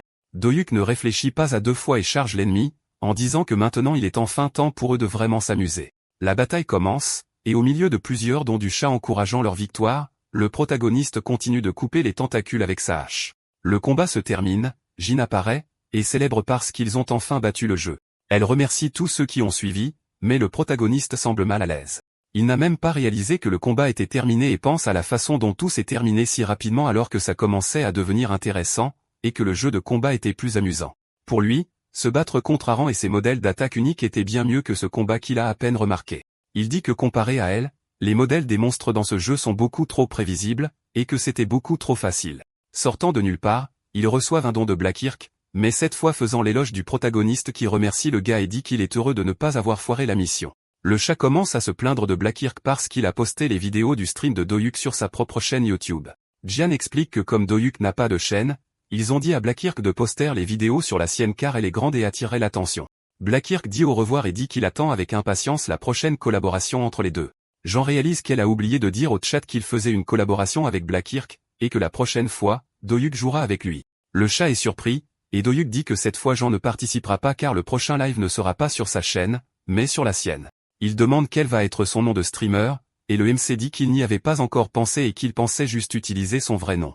Le chat lui dit d'utiliser un nom similaire à celui de sa sœur, mais il dit qu'il n'y a aucune chance qu'il copie sa propre sœur. Jean demande ce qui ne va pas avec son nom de streamer, et le MC dit qu'il n'y a rien de mal. C'est un super nom. Mais ensuite il prend une pause mignonne comme celle de sa sœur et dit que s'il utilise un nom similaire au sien, il devra continuer à s'embarrasser comme ça tout le temps. En voyant ça, sa sœur éclate de rire en voyant à quel point son frère avait l'air ridicule en faisant la pause, et le chat dit qu'ils viennent d'assister à une scène horrible. Après ce moment embarrassant, il dit qu'il pense qu'il vaut mieux s'en tenir au nom de Dohyuk, et sa sœur, toujours en train de mourir d'embarras, dit que ses yeux vont fondre après avoir vu ça. Finalement, elle annonce que le streamer de son frère, Daebu, sera le lendemain et dit à tout le monde de le suivre. Ils disent au revoir au chat, et Dohyuk remercie tout le monde et dit qu'il espère les voir tous sur son stream le lendemain, coupant finalement le jeu. La scène coupe ensuite au lendemain chez Blackrock. Lui et Dohyuk sont en appel en regardant les commentaires des gens suggérant des jeux auxquels ils pourraient jouer en stream. Le garçon dit que comme Dohyuk a une force physique si élevée, ils veulent se concentrer sur les jeux qui reposent sur les compétences physiques pour créer du contenu de stream. Le MC demande quel jeu il a en tête, et le garçon mentionne un jeu appelé Rise of Valhalla. Il explique que c'est un jeu sur le thème des Vikings qui se déroule dans l'Angleterre du 9e siècle. Le jeu a reçu beaucoup d'éloges pour son système de combat complexe et ses combats épiques. Le garçon continue, en disant que c'est le jeu le plus recommandé sur le forum, et demande si Dohyuk est prêt à y jouer. Dohyuk demande si ce jeu vous permet également de choisir entre le mode réalité et le mode jeu comme le jeu d'horreur auquel ils ont joué, et le garçon dit oui. Il dit aussi que ça a l'air d'être le jeu parfait pour Dohyuk, considérant ce que les gens lui ont vu faire en stream. Il explique que tous les joueurs n'ont pas une force physique de niveau viking, c'est pourquoi presque personne ne joue en mode réalité. Dans ce mode, vous n'avez même pas besoin d'atteindre un boss pour souffrir. Même les gardes normaux peuvent facilement vous vaincre. Blackrock dit qu'il s'est fait tabasser par ce jeu plusieurs fois, et le MC demande jusqu'où il a réussi à aller. Le garçon dit qu'après de nombreuses tentatives, il a réussi à battre un garde, mais s'est ensuite fait démolir par le prochain gars qui s'est présenté, et il ne dira pas qui c'est pour éviter les spoilers. Le MC dit qu'il s'est vraiment bien débrouillé quand ils ont joué à Ultimate Fighter ensemble. Donc si c'était si difficile pour Blackrock de battre un seul soldat, imaginez à quel point ça doit être difficile pour les joueurs normaux. Blackrock est embarrassé d'entendre ça et dit qu'il s'est fait complètement détruire par ce garde plus tôt. Le garçon partage qu'avant qu'il ne commence à parler des streams, ils jouaient à Ultimate Fighter ensemble.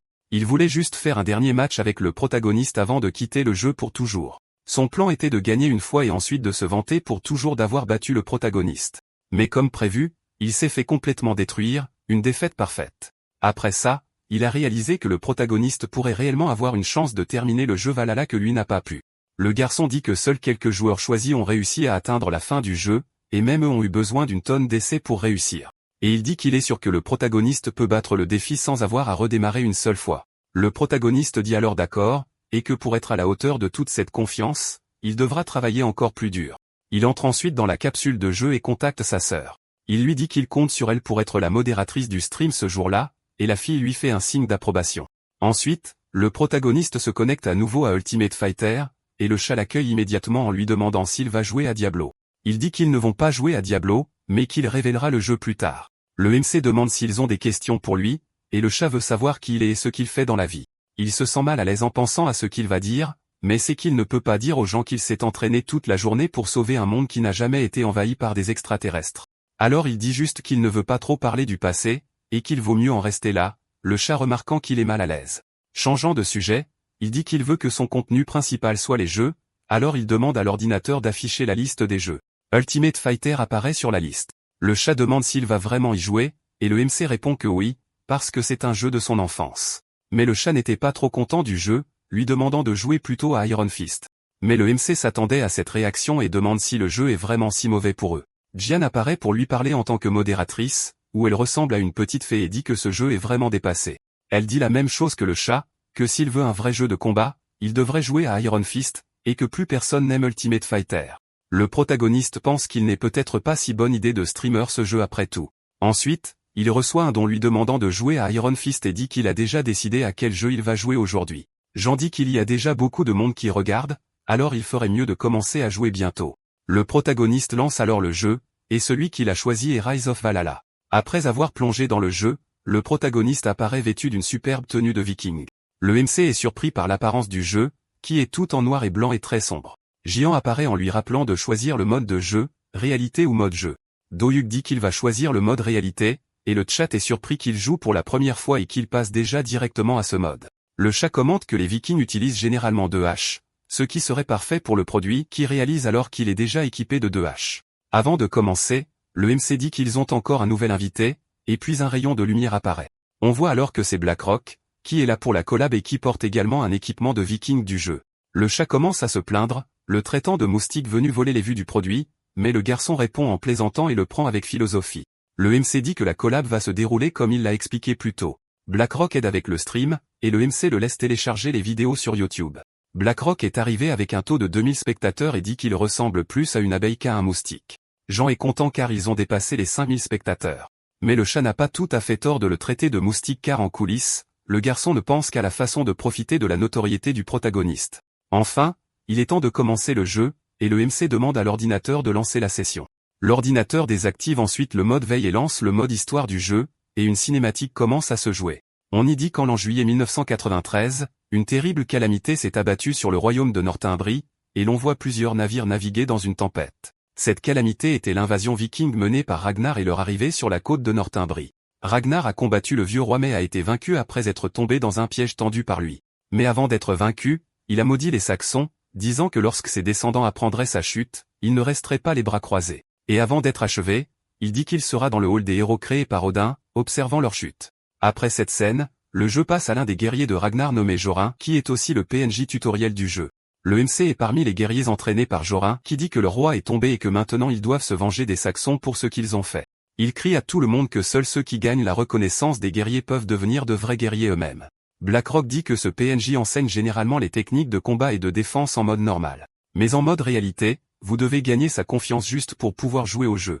Le chat dit que c'est un mode réservé aux experts, et que les débutants devraient se taire et s'en tenir au mode normal. Blackrock dit qu'il sera le premier à essayer l'épreuve du guerrier et s'approche de Jorin. Il manie même 2 haches pour copier le protagoniste. Il dit qu'il savait déjà bien se battre avec une épée et un bouclier, donc utiliser 2 haches ne devrait pas être si différent. Le garçon fait face à Jorin et dit qu'il a déjà fait le mode réalité auparavant, donc il pourra le battre facilement. Jorin est impressionné par les 2 haches, disant que cela fait un moment qu'il n'a pas vu un débutant utiliser des armes doubles. Il se moque du garçon, disant qu'il va lui apprendre à manier une vraie hache, et le défie en duel. Blackhawk charge rapidement sur lui, disant qu'il va faire manger ses mots au guerrier. Tout en attaquant, il explique qu'utiliser 2 armes a ses inconvénients, mais apporte aussi l'élément de surprise. Il attaque Jorin d'une main comme distraction, et le guerrier pense que la frappe est faible. Mais ensuite, le garçon sort la 2e hache et tente une frappe surprise avec une arme cachée. Seulement il était trop lent et s'est laissé à découvert, encaissant un coup de poing et se faisant claquer au sol par l'attaque de Jorin. Il essaie de se relever pendant que le chat demande pourquoi il a essayé d'utiliser 2 armes alors qu'il ne sait même pas comment les utiliser correctement. Jorin humilie le garçon, disant qu'il est pathétique et qu'il devrait retourner à la cuisine où est sa place. Le guerrier se souvient du garçon et appelle le participant suivant pendant que le chat continue de se moquer de lui. Le MC va vérifier si Blackrock va bien, et le garçon demande s'il était vraiment si mauvais au combat avec 2 haches. Dojiek dit que ce n'est même pas qu'il était mauvais. C'est plutôt qu'il n'a rien fait du tout. Entendre cela rend le garçon encore plus triste, et le chat le traite de déchet. Le MC essaie de continuer en disant qu'il est juste resté là à se faire frapper, mais Blackirk le coupe en disant qu'il a déjà compris. Dojiek explique qu'utiliser 2 haches peut sembler cool, mais qu'elle nécessite beaucoup de compétences de la part de l'utilisateur.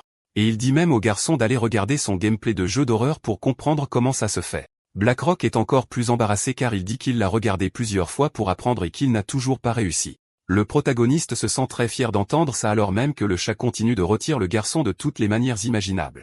Mais il reçoit ensuite un autre don, lui demandant d'aller combattre Jorin et de montrer comment ça se fait. Blackrock décide de rester en dehors pour éviter de se faire démolir à nouveau, et le MC dit que ce sera sa première mission dans le jeu. Il commence à recevoir un tas de dons et réalise que Jorin doit être vraiment coriace, Blackirk disant que le gars était un berserker. Le garçon dit qu'il était fort même pour les boss de milieu de partie, et pendant ce temps, le guerrier est montré en train de frapper des personnages de fond. Jorin commence à s'ennuyer avec les figurants et dit aux participants suivants de s'avancer déjà. Après avoir reçu un don de sa sœur, l'animateur dit que gagner serait trop facile, alors il a une meilleure idée. Il regarde Jorin dans les yeux et dit que s'il peut gagner en moins de 10 secondes, alors la mission sera accomplie. Avec cette déclaration, il reçoit un flot de dons l'incitant à gagner en moins de 10 secondes, et certains rôtissent aussi Blackirk juste pour le plaisir. Le garçon essaie de se défendre, disant que s'il avait son épée et son bouclier, Jorin n'aurait pas duré même 3 secondes. Pendant que le garçon se dispute avec le chat, le MC parle à Jorin, et le guerrier demande s'il va utiliser 2 haches aussi. Mais avant qu'il ne puisse répondre, le guerrier lui dit de venir à lui et de prouver s'il est digne d'utiliser 2 haches. Le combat commence, et le MC lance une de ses haches sur le guerrier. Il utilise cela pour réduire rapidement la distance et passer à une attaque à courte portée. Les attaques continuent et Joran dit qu'enfin un adversaire digne de ce nom est arrivé. Doyuk se rend compte que ce type est plutôt fort pour avoir bloqué son attaque. Il pense que le jeu collecte peut-être leur données de combat pour rendre le jeu plus difficile. Tout en fixant le guerrier, Dojev pense qu'il doit y avoir des guerriers encore plus forts dans ce jeu, mais même eux ne peuvent pas se comparer à son expérience réelle. Mais il dit qu'avant de penser au reste du jeu, il doit d'abord s'occuper de Joran, alors il commence à se préparer pour le combat. Le guerrier sent la détermination du MC et prépare également sa hache. Il charge pour voir si l'esprit combatif du MC est aussi fort que ses compétences. Ils échangent plusieurs coups, et il semble que le MC soit enfin désavantagé face à Jorin. Mais il se reprend et utilise un coup de pied pour briser le combo de l'ennemi. Il profite des ouvertures pour arrêter l'arme de l'ennemi également, et utilise finalement la propre attaque du Viking pour le dépasser, terminant le combat avec un coup de pied puissant directement au visage, qui semble le repousser. Mais avant de tomber, Jorin montre sa force et attrape le MC par le pantalon, le traitant de morveux et préparant sa prochaine frappe. Mais le MC utilise son bras pour dévier l'attaque et assène un solide coup de pied à l'arrière de la tête du guerrier. Jorin n'abandonne pas et essaie de frapper à nouveau, mais est arrêté par la hache du protagoniste, qui atterrit près de son cou alors qu'il déclare que le combat est terminé. La mission est terminée, et nous voyons Blackrock s'envoie face à la force du produit. Doya reçoit plusieurs dons pour avoir gagné en moins de 10 secondes et remercie tout le monde pour son soutien. Joran félicite le MC et dit qu'il avait l'impression de voir le fils d'Odin se tenir juste devant lui. Blackirk dit que c'est le plus grand honneur qu'un viking puisse recevoir d'être appelé le fils d'Odin. Joran demande le nom du MC, et le garçon répond que son nom dans le jeu est Gunnar, et le guerrier dit que c'est un beau nom, reconnaissant le MC comme un guerrier. Après cela, le protagoniste reçoit quelques notifications, disant que sa prochaine mission est d'obtenir la reconnaissance de 4 autres guerriers. Tout le monde dans le chat est impressionné par la quête qu'il a reçue parce que Joran ne donne généralement pas ce genre de quête à n'importe qui. BlackRock dit que c'était une quête secondaire appelée quête du fils d'Odin. Et si vous recevez la reconnaissance de 5 guerriers, vous gagnez ce titre de fils d'Odin. Il dit que c'est un symbole de distinction et montre que vous êtes un joueur pro. Ce n'était pas la première fois que cette quête apparaissait, mais c'était la première fois que quelqu'un l'obtenait pendant un tutoriel. BlackRock dit que c'était une nouvelle découverte pour le jeu puisqu'ils savent maintenant que Jorun était l'un des guerriers et qu'il fallait le battre en moins de 10 secondes pour obtenir la quête. Le chat continue de taquiner le garçon qui répond en leur disant d'essayer d'utiliser le double axe pour voir à quel point c'est difficile. Le protagoniste essaie de l'encourager, mais finit par le faire se sentir plus mal par accident, en disant qu'il n'a pas de talent. Puis il essaie de réparer ça, mais le garçon était déjà assez énervé à ce moment-là. Il en a marre d'être insulté par le chat et décide que maintenant il affrontera Joran avec l'épée qu'il a l'habitude d'utiliser. Le protagoniste essaie de soutenir le garçon, et même certaines personnes dans le chat commencent à faire des dons pour l'encourager, disant qu'il est vraiment un bon joueur. C'est juste que le MC est à un autre niveau. Maintenant motivé, Blackbird saisit son épée et son bouclier et dit qu'il va prouver qu'il n'est pas si loin du niveau de Doyuk. Joran provoque alors le garçon et lui dit de venir à lui en saisissant sa hache à 2 mains. Le garçon court vers lui, criant qu'il va lui faire avaler ses railleries comme le protagoniste l'avait dit auparavant. BlackRock attaque, et Joran dit que s'il veut faire des dégâts, il devra mettre plus de puissance dans ses coups. Alors le garçon continue de frapper avec son bouclier et voyant cela, Joran dit que c'est l'esprit qu'il attendait. Le guerrier donne un coup de pied au garçon et dit que ça devient intéressant maintenant. Il continue d'échanger des coups entre la hache de Joran et le bouclier du garçon, et au milieu de l'affrontement, BlackRock parvient à couper une partie du visage du guerrier. Mais Joran riposte avec un coup de poing en plein visage, disant que ce n'est pas encore fini. Malgré tout, le garçon n'abandonne pas et charge avec tout en criant qu'il est BlackRock de Valhalla. Pendant ce temps, Doyuk regarde juste et dit que le garçon est vraiment bon avec l'épée et qu'il se bat plus naturellement comme ça qu'avec les haches. Mais même avec les efforts du garçon, le combat se termine avec lui recevant un coup et tombant au sol, avec Joran disant que c'était aussi loin qu'il irait.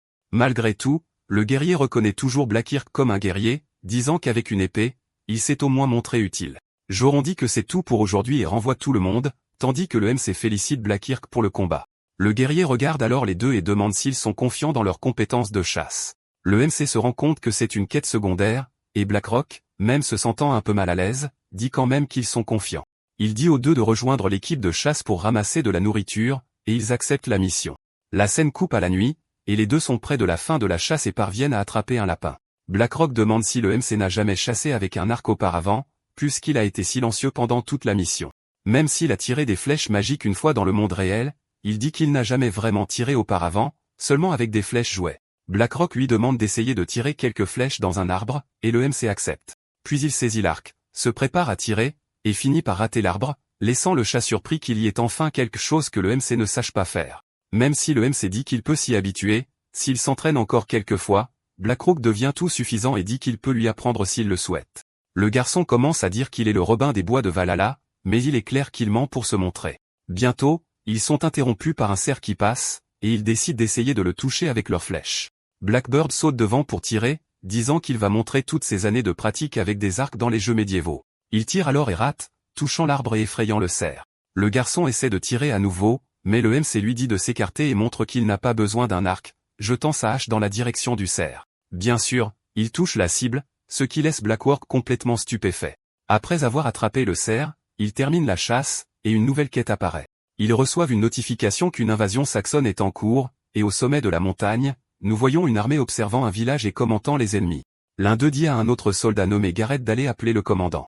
La scène coupe alors, et nous voyons l'armée saxonne venir attaquer les Vikings, et ils sont menés par leur chef nommé Carol. De retour aux protagonistes, le message leur dit de retourner au camp pour se préparer au raid, et un don dit qu'ils donneront de l'argent pour chaque soldat que le MC vaincra. Blackheart dit qu'ils doivent retourner au camp pour se regrouper comme le dit le message, et plus il tarde, plus de Vikings seront perdus. Mais le MC n'est pas d'accord et aussi avide qu'il soit, dit qu'il vaut mieux aller directement aux Saxons et rencontrer les Vikings en chemin afin qu'ils puissent labourer plus loin le long du chemin. BlackRock essaie même d'avertir qu'il y a trop d'ennemis pour qu'il soit seul, que le MC est aveuglé par l'argent et décide d'aller directement dans le combat. Nous coupons à l'armée de Carol, et ce sont les premiers à être attaqués par le protagoniste qui ne montre aucune pitié, venant sur eux avec des coups de hache. L'un des soldats avertit qu'ils ne sont que deux, mais ils n'ont aucune idée à qui ils ont affaire. Carol se moque du protagoniste qui court droit sur le gars sans se soucier de rien, pas même des avertissements de BlackRock. La bataille commence et les Saxons avancent, mais le MC, remarquant déjà l'XP gratuite, charge avec un sourire sur son visage.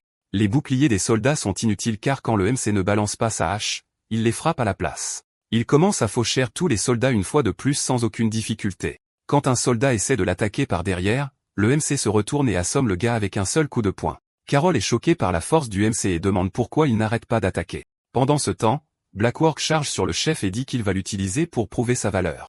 Le MC a déjà vaincu 6 soldats sans même transpirer et se demande si Blackwork va bien dans son combat. Mais, bien sûr, le garçon se fait démolir par le chef et commence à appeler Blackwork à l'aide. Mais le MC voit tout cela et pense que le gamin va bien, alors il retourne vaincre les soldats. Alors que le chat continue de faire ce qu'il a fait le plus en se moquant de Blackwork, le MC dit qu'il va réduire le nombre de soldats entre-temps. Et même surpris par des guerriers, il continue de tous les vaincre, devenant même blanc des yeux comme une bête en pleine bataille. Le perso principal finit par vaincre la plupart des soldats, et ceux qui restent se mettent à trembler car ils savent ce qui va arriver. Dodio trouve ça étrange car c'est la première fois qu'il voit des PNJ avoir peur dans un jeu et demande s'ils vont essayer de fuir. En entendant ça, Carol, qui se bat toujours contre Blackwork, leur dit d'arrêter d'être lâches et de revenir se battre. Mais les soldats laissent juste tomber leurs armes au sol, disant qu'à ce rythme, ils vont tous mourir, et ils s'enfuient par peur du protagoniste. Disant ça, le perso principal active son mode maléfique et dit qu'il ne peut pas les laisser s'enfuir comme ça, et prépare ses haches à lancer. Il lance une hache et élimine l'un des soldats, laissant celui d'Accent grave côté complètement stupéfait. Le perso principal attaque ensuite l'autre soldat avec la hache, mais réalise qu'il a utilisé les deux, alors il décide de commencer à utiliser l'arc maintenant pour vaincre les soldats restants. Le chat demande s'il abandonne la mission d'utiliser uniquement des haches, mais le perso principal dit qu'il a un plan et commence à viser avec l'arc. Il essaie de tirer sur l'un des soldats et finit par rater, puis il réalise ce qu'il a fait de mal depuis tout ce temps. Doyuk vise à nouveau, et cette fois, il frappe le soldat qui court directement dans la jambe. Après la chute du soldat, il révèle que c'était le plan. Il voulait juste les faire tomber pour pouvoir s'approcher et récupérer la hache pour le coup de grâce. Le soldat essaie de supplier le perso principal d'épargner sa vie, mais le gars s'en fiche et achève le soldat avec sa hache. Il regarde ensuite un autre soldat qui rampe au sol, et avec ses yeux maintenant rouges, il attaque l'ennemi même alors qu'il supplie le perso principal de ne pas s'approcher. Après tous ces combats, le perso principal dit que c'était trop facile, et le chat demande comment il est devenu si bon avec l'arc en si peu de temps. Mais le perso principal dit juste qu'il a essayé de tirer plusieurs fois jusqu'à ce qu'il s'y habitue, et maintenant il ne reste plus qu'à vaincre Carol.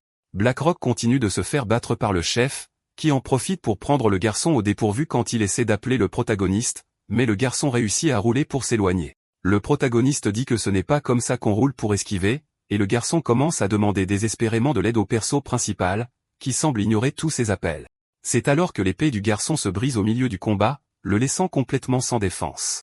Mais quand Carol était sur le point de porter le coup final, le perso principal décide finalement de faire quelque chose et saute devant pour protéger le garçon. Carol regarde le protagoniste avec colère, mais il n'a même pas la chance de faire grand-chose car d'un seul coup, la hache du perso principal achève le chef de l'armée. Après une autre mission terminée, le perso principal demande si Blackwork va bien. Le garçon a demandé pourquoi le perso principal n'était pas venu aider plus tôt, et il dit qu'il n'a pas aidé parce qu'il ne voulait pas voler la victoire d'un garçon et pensait qu'il serait impoli de sauter au milieu du combat. Le garçon se plaint en disant qu'il était clairement en difficulté et déverse toute sa frustration sur le perso principal, disant qu'il ne sait pas reconnaître un problème même quand il est juste devant lui. Et dit que si le perso principal ne voulait pas aider, il aurait pu le dire clairement, mais il est interrompu par les Vikings qui viennent les chercher. Joran arrive en courant du milieu d'eux et pousse Blackrock de côté parce qu'il s'inquiète pour le protagoniste, demandant s'il s'est blessé. Blackwork, réalisant qui est le préféré de Joran, dit qu'il va bien aussi, mais finit par se faire piétiner par d'autres Vikings inquiets pour le protagoniste. Le garçon dit que c'est assez pour aujourd'hui et décide de se déconnecter du jeu sans même dire au revoir au protagoniste.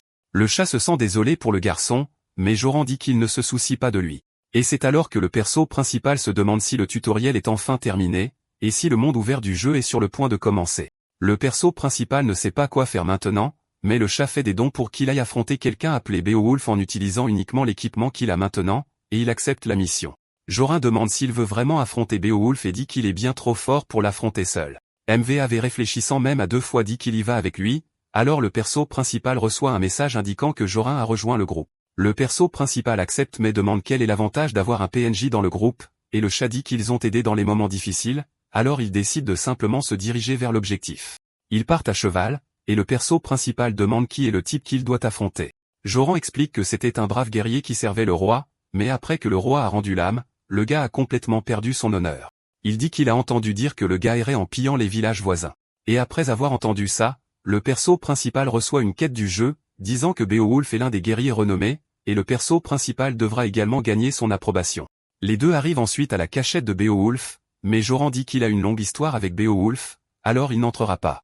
Mais le perso principal peut l'appeler si nécessaire. Le perso principal alors, sans réfléchir, charge dans la forteresse et réalise qu'il y a plusieurs gardes qu'il devra vaincre pour entrer.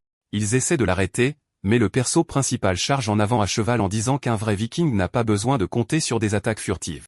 Il défonce une porte, effrayant tous les gardes à l'intérieur et entre finalement dans la forteresse. Les gardes essaient de se défendre, mais ils sont tous abattus par le perso principal qui sait maintenant comment utiliser un arc. L'un des gardes frappe le cheval, forçant le perso principal à sauter et à tirer sur les gardes. Au milieu d'une pluie de flèches venant de toutes les directions, le perso principal atterrit au milieu de la forteresse alors que les gardes désespérés crient à tout le monde de lever leurs boucliers. Voyant cela, le perso principal dit qu'il va arrêter d'utiliser l'arc qu'il appelle une arme de lâche, puis sort ses deux haches et dit qu'il va terminer la mission en les utilisant. Maintenant, le vrai combat commence. Le perso principal charge vers le centre de la forteresse et vainc plusieurs soldats en cours de route. Même avec leurs boucliers, ils ne font pas le poids face à la puissance des deux haches que manie Doyuk. L'un des soldats essaie de surprendre le protagoniste, mais il utilise sa propre force pour attraper l'ennemi et le jeter au loin. Les soldats essaient de lui tirer des flèches, il utilise le soldat qu'il portait comme bouclier contre les flèches. Il panique et commence à tirer tout ce qu'ils ont sur lui, mais le perso principal avance en lançant des soldats en l'air. Finalement, il atteint le chef de peloton, et avec une vitesse incroyable, il lève sa hache pour porter le coup final. Le soldat hurle de désespoir, mais avant que le coup ne porte, une autre hache arrive en volant vers le protagoniste, qu'il parvient à dévier. Et on voit que celui qui a lancé la hache n'est autre que l'homme que le perso principal recherchait, Beowulf. Le soldat se sent soulagé de l'arrivée de son patron, mais Doyuk lui dit de se taire avec un coup de grâce. Beowulf devient furieux d'avoir perdu l'un de ses hommes, et le perso principal lui dit d'arrêter de perdre du temps et de commencer le combat tout de suite. Le guerrier saisit alors son arme et charge sur le perso principal, disant qu'il doit être fou et qu'il va lui faire regretter de l'avoir attaqué. Mais ensuite, la scène passe à un autre jeu, et on voit un garçon avec deux gants jaunes battre son adversaire. C'est Anatole, le joueur légendaire dont Aran a parlé la dernière fois. Il est de retour en streaming après avoir été absent pendant un certain temps à cause d'un tournoi. Le chat s'inquiète car il n'a atteint que les demi-finales du tournoi, et il demande s'il va bien. Mais le garçon dit oui. Il avait juste besoin de temps pour se vider la tête. Dans ses pensées, Anatole dit qu'il était un grand champion et un combattant ultime. Mais quand il est passé au point de fer, il a continué à rester bloqué en demi-finale du tournoi mondial. Mais il dit qu'il ne peut pas abandonner maintenant et dit au chat qu'il a envie de revisiter sa patrie jusqu'à ce qu'il ferme le point de fer et ouvre le jeu combattant ultime. Juste en ouvrant ce jeu, ses vues de stream ont chuté comme une pierre, mais il ne semble pas s'en soucier et est juste heureux d'être de retour. Il décide de jouer en tant que Hokan, son personnage alternatif, juste pour se réhabituer au jeu. Puis il a demandé à l'ordinateur de lui trouver un match, juste pour s'échauffer. C'est alors que la scène revient au protagoniste, mais il n'est plus dans le jeu viking. Il est chez lui. Après le combat avec Beowulf, ils ont mis en ligne la vidéo sur YouTube et ont déjà accumulé une tonne de vues, ce qui rend Julien vraiment heureuse du résultat. Il commente qu'il y a déjà des mèmes du stream parce qu'il est devenu si célèbre, et qu'à ce rythme, il pourra streamer tout seul sans son aide maintenant. Le perso principal remercie sa sœur de l'aider en tant que mode, et la fille dit qu'elle va se coucher tôt parce qu'elle est fatiguée. Mais le perso principal dit que ce serait du gâchis d'aller se coucher maintenant et qu'il voulait essayer ce jeu de point de fer dont tout le monde parle. Mais en allant dans sa chambre, il change d'avis et décide de rejouer au combattant ultime parce qu'il est sur le point de monter en grade. Pourtant, il trouve étrange que Aran soit toujours hors ligne dans le jeu. Il pense que c'est peut-être juste un mauvais timing entre eux, ou qu'elle a peut-être quitté le jeu. Quoi qu'il en soit, il se connecte et décide d'y penser plus tard. Quand il cherche un match, il finit par trouver un adversaire avec 0 victoire et 0 défaite, et il semble aussi que ce soit un compte qui a repris le jeu récemment. Il accepte le match, et on voit que le compte appartient à Anatole, qui trouve le nom d'utilisateur du protagoniste étrange, sans parler du fait qu'il n'a aucune défaite. Voyant cela, il se dit que ça doit être quelqu'un avec un rang élevé, peut-être un compte alternatif de quelqu'un qu'il connaît. Le chat reconnaît le MC et l'appelle le dieu du trolling, disant qu'il est apparu sur le stream de Aran. Mais quand il mentionne qu'il l'a complètement démoli, cela attire l'attention d'Anatole, et il veut découvrir la véritable identité du MC. Le garçon accepte l'invitation et entre dans le match et défie immédiatement le MC d'attaquer. Mais le MC le provoque, lui disant d'y aller en premier pour qu'il puisse voir à quoi il s'attend. Voyant cela, Anatole dit que si le MC va le sous-estimer, alors il lui fera regretter d'avoir dit ces mots. Anatole charge le MC avec un coup de poing de feu, mais le MC esquive et essaie de donner un coup de pied, seulement pour être attrapé et forcé de s'éloigner en sautant. Il prépare un autre coup de poing, mais le MC esquive encore une fois, même la tête en bas en plein air. Et après avoir bloqué l'attaque d'Anatole, le MC lui donne un coup de genou en plein visage et le fait tomber au sol avec un autre coup de pied. Maintenant, c'est au tour du MC d'utiliser le coup de poing de feu, et comme Anatole est au sol, il ne sait pas comment l'esquiver. Mais à la dernière seconde, il parvient à s'éloigner en sautant, tandis que le chat est une fois de plus choqué par la force de cet adversaire inconnu. Le chat commente qu'Anatole est rouillé après tant de temps passé loin des combats, mais le garçon pense que ce n'est pas ça. Il y avait quelque chose de plus dans cet affrontement entre les deux. Mais il ne peut pas dire exactement ce qui le dérange, il sait juste que s'il ne le découvre pas bientôt, il va perdre ce combat. Il décide alors de charger le MC pour mieux sentir ses mouvements. Utilisant l'attaque comme une distraction, il essaie d'attraper la jambe du MC pour le faire tomber. Mais juste au moment où il pense avoir réussi, le MC est plus rapide et lui donne presque un coup de genou en plein visage. Anatole est surpris par la réaction du MC et se demande si c'était juste un coup de chance. Mais il n'a pas le temps de penser parce que le MC arrive déjà sur lui avec un autre coup de poing.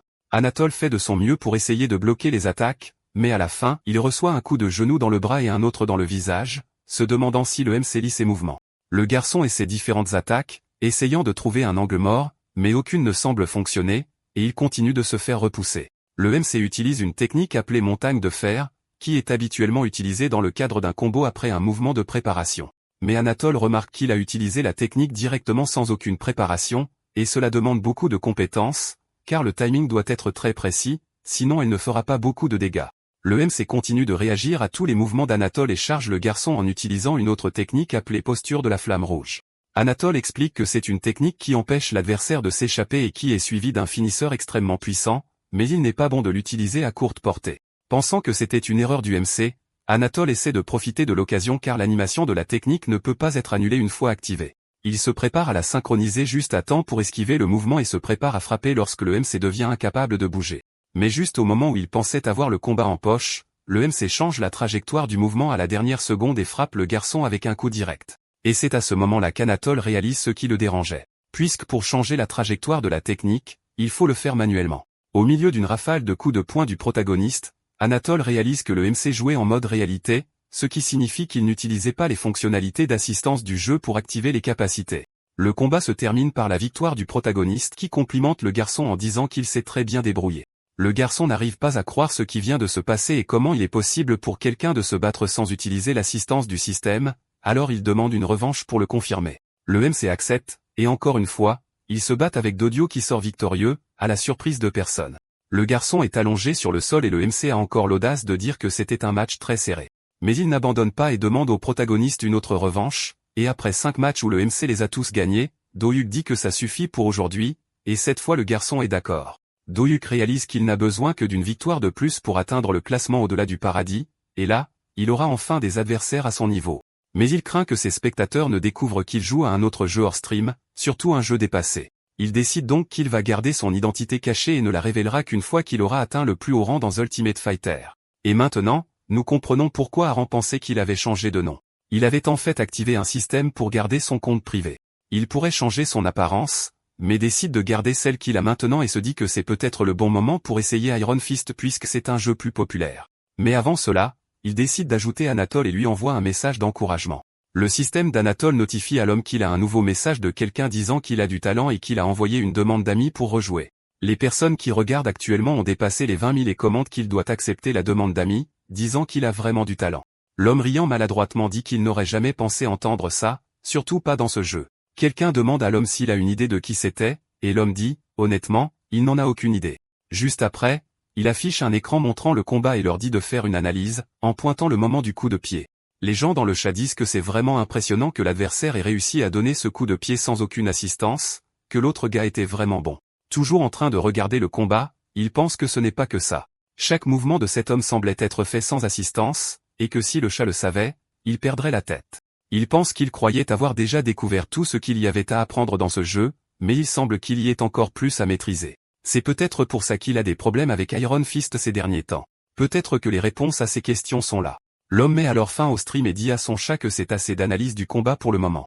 Souriant, il pense qu'il n'y a aucun moyen qu'il puisse encaisser toutes ces raclées tout seul s'il ne publie pas ce combat. D'autres finiront certainement par le trouver, alors il vaut mieux garder ça secret. Il se lève et sourit en pensant qu'il veut que tout le monde ressente ce qu'il a ressenti quand il a été vaincu par lui. Une fille claque la table alors qu'on voit encore des commentaires du chat sur le combat, et elle crie que le surnom de l'adversaire est stupide. Frustré, Elle n'arrête pas de dire que tout le monde parle de lui, et que si ce n'était pas pour ça, son frère serait l'histoire numéro 1. Elle dit qu'il a été tellement occupé avec Valhalla ces derniers temps. Mais quand il se reconnectera au jeu, elle va essuyer le sol avec la gueule de ce punk. Se retournant vers l'ordinateur, elle dit qu'elle ne laissera pas son classement chuter, mais elle ajustera au moins les tableaux. Puis elle se demande s'il est déjà de retour, puisqu'elle lui a seulement demandé d'aller au dépanneur. Pendant ce temps, on le voit arriver au dépanneur, pensant que c'était pénible d'être là à acheter des choses pour elle, et qu'il n'y est allé que parce qu'il avait la carte. Il bouscule un garçon en pensant profiter de l'occasion pour acheter un tas de collations. La personne qu'il bouscule tombe au sol, on voit un couteau tomber. L'homme s'agenouille et demande si le garçon va bien et s'il peut se relever. Le garçon, un gamin à l'air ringard couvert de bleu, dit oui et s'excuse. Soudain, il semble reconnaître le garçon comme Gigalmin de Bigger. Le garçon ringard demande alors comment il connaît son surnom et son vrai nom, puis demande qui il est. Il se demande si c'est vraiment Gigalmin, celui qui a servi sous ses ordres avant au début de l'Apocalypse. Ils ont rassemblé ceux qui avaient de faibles capacités dans un groupe d'opprimés. Parmi eux, il a dirigé la 13e escouade. Celui qui a planifié toutes les opérations de la 13e escouade était lui, le grand stratège. Le capitaine commence à se plaindre, demandant qui lui a donné de l'alcool à nouveau. La fille dit que leur stratège a besoin d'un peu de temps en temps pour faire tourner les rouages. Il repousse la fille, disant que les plus âgés le traitent toujours comme un mignon petit enfant. La fille lui pince les joues, disant qu'il est vraiment fort, un petit goinfre mignon. Une autre personne arrive et leur dit d'arrêter et demande si ça n'aurait pas plus de sens qu'elle le considère pour un partenariat. Elle saisit son marteau géant et lui dit de déguerpir, et l'autre type, effrayé, dit qu'il arrêtera de suggérer ça. L'homme aux cheveux violets s'éloigne en pensant qu'il a eu tellement peur de la femme à l'instant qu'il a failli avoir un accident et elle demande où il est allé. Le capitaine pointe alors avec une cuillère vers où se trouvent Grandes Oreilles. Il dit que le garçon fait toujours la même chose quand il boit. Il grimpe quelque part en hauteur et joue avec le vent comme s'il était un héros tragique. La fille remarque qu'il est vraiment en train de refaire ça. Elle lui demande de descendre et promet d'arrêter de le taquiner parce que c'est dangereux là-haut. Le garçon alors, dos tourné, appelle son capitaine. Il dit ensuite que s'il était grand et fort comme lui, il se demande s'il aurait été moins taquiné. Il met sa main sur son œil pendant qu'il continue de parler, puis arrache son cache-œil en disant que peut-être que cet œil serait encore là. Et son petit frère serait toujours là, il ne l'aurait pas perdu comme il l'a fait. Il a continué en disant que s'il était aussi fort que le capitaine, assez fort pour vaincre les forces extraterrestres et les monstres sans avoir besoin de pouvoir, il dit qu'il protégerait tout le monde. Soudain, le garçon semble trébucher alors que sa voix commence à trembler. L'homme aux cheveux violets l'attrape avant qu'il ne tombe et dit qu'à chaque fois que le garçon boit, il devient comme ça, pleurnichard et se plaignant du passé tout en se tenant dans un endroit élevé. Gecko s'approche par derrière et appelle le capitaine. Il rapporte qu'il a trouvé leur base d'opération et qu'ils sont au même endroit où vit cette folle qu'il ne cesse de voir. Le capitaine dit alors qu'il est temps pour eux d'y aller, leur dit de laisser Grandes Oreilles avec Uata et de réveiller le vieil homme Manta. Puis, partant avec le groupe, le capitaine dit de se déplacer rapidement et proprement, et que le petit déjeuner doit être de retour à la base. Quelques heures plus tard, de retour au camp où on les attendait, on voit Grandes Oreilles crier que c'était un piège énergétique dans ses mains. Un piège a été tendu par les êtres extraterrestres pour traquer les rebelles humains, et toute une division de leurs soldats et 2 ennemis de type guerrier étaient là. Gecko a été exécuté sur place lors de cette bataille. Sa voix a également été perdue pendant cette mission. Winyo est entré en mode berserk et se bat seul contre un extraterrestre de classe guerrier, dépassant presque toutes les limites. Le capitaine et le vieil homme ont été grièvement blessés et ne pouvaient malheureusement plus se battre. Grandes Oreilles dit alors qu'en tant que vice-capitaine de la 13e escouade, il donne l'ordre à Manxi d'escorter le capitaine et le vieil homme hors du combat. La fille commence à paniquer et était sur le point de dire quelque chose, mais Grandes Oreilles l'interrompt en criant son nom. Souffrant clairement alors qu'il canalise le pouvoir dans ses mains, il sourit à la fille. Il continue en disant que la seule chose qui peut leur faire gagner du temps, c'est son bouclier. Puis il lui dit de suivre le plan, de protéger le capitaine pour lui. Courant en arrière, elle dit qu'il ferait mieux de ne pas mourir en vain, car s'il le fait, elle reviendra et le tuera elle-même. La règle était claire dans la 13e escouade. Si tout le reste échoue, sauvez le capitaine et soyez prêts à vous battre un autre jour. Juste après, on voit Grandes Oreilles conjurant son puissant bouclier alors qu'on entend le vœu de l'escouade confirmé. Il dit qu'un jour ils se retrouveront et boiront un verre sur leurs tombes respectives. On retourne à la supérette avec un homme pensant que c'était la dernière fois qu'il avait vu Grandes Oreilles et le voyant maintenant dans une autre ligne temporelle. Il se lève en position défensive en demandant s'il fait partie du gang de Minso, se souvenant que c'était le gars qui avait juré de se venger de lui. L'homme dit qu'il n'a aucune idée de qui est Minso et que le sac de nom du garçon dit Gigalmin. C'est donc ainsi qu'il connaissait son nom et l'a appelé Grandes Oreilles sans réfléchir. Embarrassé, il s'excuse de l'avoir appelé Grandes Oreilles et demande à nouveau s'il va bien puisqu'il est tombé durement plus tôt. Se dirigeant vers le couteau, l'homme dit que le garçon a laissé tomber quelque chose. Le garçon se précipite rapidement et ramasse l'objet, essayant clairement de cacher ce qu'il achetait. Nerveusement, il dit qu'il ne regardait pas où il allait, s'excuse et s'enfuit. Notre gars soupire et dit qu'il est une personne différente maintenant dans une ligne temporelle différente. C'était une connexion qui n'arriverait pas dans cette vie. Soudain, il remarque quelque chose et se tourne dans la direction où le garçon a couru. Dans une ruelle, on entend quelqu'un crier de douleur puis commencer à jurer. Grandes Oreilles est frappé au visage. Un autre homme demande à Minso s'il va bien alors qu'on le voit, les dents serrées et le bras saignant, demandant si le garçon a essayé de se défendre. Il donne un coup de pied au garçon, demandant comment un déchet comme lui ose ramasser un couteau contre lui. Un des amis de Minsu l'attrape par derrière, lui disant d'arrêter de battre le garçon, sinon il tombera aussi. Mais il est trop en colère et se libère de son ami, disant qu'il s'occupera de ce bâtard lui-même. Il attrape Grandes Oreilles par les cheveux, qui a déjà un œil au beurre noir, et est tout contusionné. Il rapproche son visage du sien et lui dit de graver ça dans son cerveau, que c'est ce qui arrive quand il lui désobéit. L'ami voit quelqu'un s'approcher et dit à l'homme de déguerpir s'il ne veut pas voir quelque chose d'horrible se produire. Il commence à lui dire de partir quand l'homme étrange le surprend avec un coup de poing au visage. L'homme dit que pour un petit rebelle aux jambes courtes, il était étonnamment rapide. L'autre homme plus corpulent qui avait tout regardé en silence jusqu'à présent décide de s'en prendre au nouveau venu, mais il est facilement repoussé et finit par tomber et se frapper douloureusement le dos sur le sol. Alors celui qui battait Grandes Oreilles demande qui il est et ce qu'il fait là. Il sourit et dit qu'il est l'ancien chef du garçon qui se trouvait passé par là. Grandes Oreilles se souvient alors que c'est le gars de plus tôt de la supérette. L'autre homme a l'air surpris et demande s'il était avec le gang des trois coussinets. Alors, frappant l'homme au visage, il dit qu'il est avec les bâtards, tandis que l'autre dit que cela signifie qu'il doit être de Yongsan. Il continue de se battre pendant que l'un demande s'il est avec Yeon Po-yin, et l'autre dit qu'il ne connaît personne. Grandes Oreilles, regardant le combat, voit que l'homme est très fort et veut être comme lui. Une fenêtre système informe que l'hébergement est en cours de traitement pendant que l'homme dit que Jion va le réprimander pour être en retard. Il se souvient du combat de rue et maudit le gars, disant qu'il était en retard uniquement à cause de lui. Puis il se souvient de Grandes Oreilles le suppliant de le prendre comme disciple pendant qu'il essaie de répondre à un appel téléphonique. Il se souvient avoir dû se démener pour convaincre John qu'il ne lui criait pas dessus, mais au garçon, et même ainsi, il pense, si Grandes Oreilles est dans cette ligne temporelle, cela signifie que les autres membres de son ancien groupe doivent être là aussi, et il se demande s'il devrait les chercher. Quelque temps plus tard, réfléchissant mieux, il dit non, qu'il devrait se concentrer sur le nettoyage de son propre gâchis d'abord. Il pense qu'il se noie dans les dettes et doit réparer cela avant toute autre chose. Alors il demande à Comte d'ouvrir la fenêtre de chat.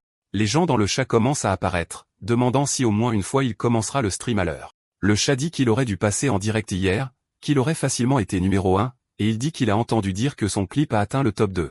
Les gens parlaient d'un certain Anatole et Gotham, dont il n'a clairement aucune idée de qui ils sont. Pendant que les gens demandent quand il va se connecter à Valhalla, il dit qu'il est devenu curieux et commence à faire des recherches avant d'entrer dans le jeu. Il commence à regarder le clip du combat très parlé de la veille. L'homme demande si c'est vraiment lui, et le chat se met à spammer des points d'interrogation. Le garçon dit qu'il a acheté le jeu Ultifight il y a 3 jours et qu'il n'a que 16 heures de jeu. Le chat s'emballe en voyant qu'il a le compte depuis 3 jours et qu'il a réussi à faire un coup de pied croissant enflammé sans assistance. Ensuite, il montre qu'il a 27 victoires et 0 défaites, et le chat commence à paniquer. Il dit ensuite que maintenant que le chat peut confirmer que c'était bien lui, il va jouer à Valhalla, tandis que le chat se demande s'il va vraiment leur faire ça, jouer à un autre jeu. Confus, il demande si les gens ne sont pas venus pour Valhalla, mais le chat veut juste le voir jouer à Ultifight. Le chat commence alors à proposer toutes sortes de choses, lui demandant de jouer à Ultifight et de devenir le joueur numéro 1, etc. Le garçon voit les dons affluer et remarque qu'il y a déjà beaucoup d'argent qui arrive avant même qu'il ne se connecte au jeu. Changeant clairement d'avis après avoir vu l'argent arriver, le garçon dit qu'il a changé d'avis et qu'il va jouer à Ultifight. Ensuite, il se connecte au jeu pendant que le chat continue de plaisanter et d'interagir. La nuit, on voit un immeuble avec plusieurs étages éclairés et quelqu'un qui dit que ce n'était pas lui. Un homme claque la table, disant que tout ça est pénible, et il a déjà dit que ce n'était pas lui. Il continue en disant que si c'était lui, il ne se cacherait pas, il ferait du streaming et en profiterait. Cet homme s'appelle Beyond, et c'est un ancien joueur professionnel d'Ultifight. Quelqu'un fait ensuite un don à son stream et dit que l'identité de Dieu a été confirmée. Pas un joueur pro, mais juste un streamer lambda. Beyond dit à son chat qu'il leur avait dit que ce n'était pas lui. Il sourit ensuite et commente qu'il était vraiment curieux de savoir qui était ce joueur. Le chat commente qu'Anatole s'est fait tabasser par le gars, et Beyond dit que l'autre gars était hors du jeu depuis 1 an, probablement Rusty. Souriant, il dit au chat qu'il va montrer qu'il est encore meilleur que ce dieu et dit à son ordinateur de démarrer le jeu Ultifight. Ensuite, on voit son match. C'est donc versus Beyond. Le chat des 2 joueurs s'emballe à propos du matchmaking. Beyond, avec un sourire maniaque, devient extrêmement excité en disant qu'il a trouvé le bon gars dans l'indice et qu'il va voir ce qu'il a à offrir. Le système annonce qu'il connecte les combats tandis que Beyond dit qu'il est temps de montrer à ce dieu de quoi il est fait. Soudain, on voit Beyond atterrir sur le champ de bataille entouré d'énergie. Il entre et dit que le vieux maître est de retour, leur disant de lui faire place pour passer. Pointant l'autre gars, il demande si c'est cette étoile montante, bordel. Notre gars demande à son livestream si c'était quelqu'un de célèbre, et le chat dit oui, pas comme Anatole, presque. Le chat dit que si Anatole est celui qui a rendu Hokan si célèbre, Beyond est celui qu'ils appellent le véritable héritier de Hokan. Il continue en disant que, en gros, Beyond est le successeur d'Anatole et un génie de Hokan. Alors que le match commence et que les combattants se chargent l'un sur l'autre, le chat dit que regarder ce livestream, c'est comme assister à l'histoire en train de s'écrire. Beyond pense que c'est exactement comme il l'imaginait que l'adversaire ouvrirait le combat avec une pression offensive absurde. Il continue en disant qu'au lieu d'utiliser des schémas d'attaque répétitifs, il se bat en utilisant son instinct, mélangeant les coups comme il le sent. Honnêtement, il pense que c'est comme se regarder dans le miroir un de ces jours où il se sent désynchronisé. Ensuite, il complimente l'adversaire en disant que ses attaques sont excellentes. Le chat est stupéfait que Beyond ait duré plus de 10 secondes dans un combat contre Gotham, tandis que d'autres disent qu'il se retient. Beyond pense que l'adversaire le repousse lentement et qu'il n'a pas d'autre choix que d'utiliser ce mouvement secret. Il frappe ensuite le gars qui parvient à bloquer en jetant sa main vers le bas. Ensuite, il ouvre sa main et le feu commence à en sortir. Il utilise l'attaque de la vague de flammes montante sur l'adversaire qui saute en arrière tout en prenant feu. Le feu se déplace ensuite vers ses pieds, et le chat demande s'il va combiner une attaque avec l'autre. Avec ses pieds en feu et un sourire maniaque, il charge Gotham. Ensuite, il tend les deux mains en avant alors qu'elles prennent feu, criant que c'est son mouvement final. Idéon crie le nom du mouvement appelé lance croissante enflammée. Le mouvement soulève des flammes qui montent au-dessus de la hauteur des bâtiments. Beyond reste immobile avec un léger sourire sur son visage tandis que le chat s'emballe à propos d'une nouvelle attaque qu'il a inventée.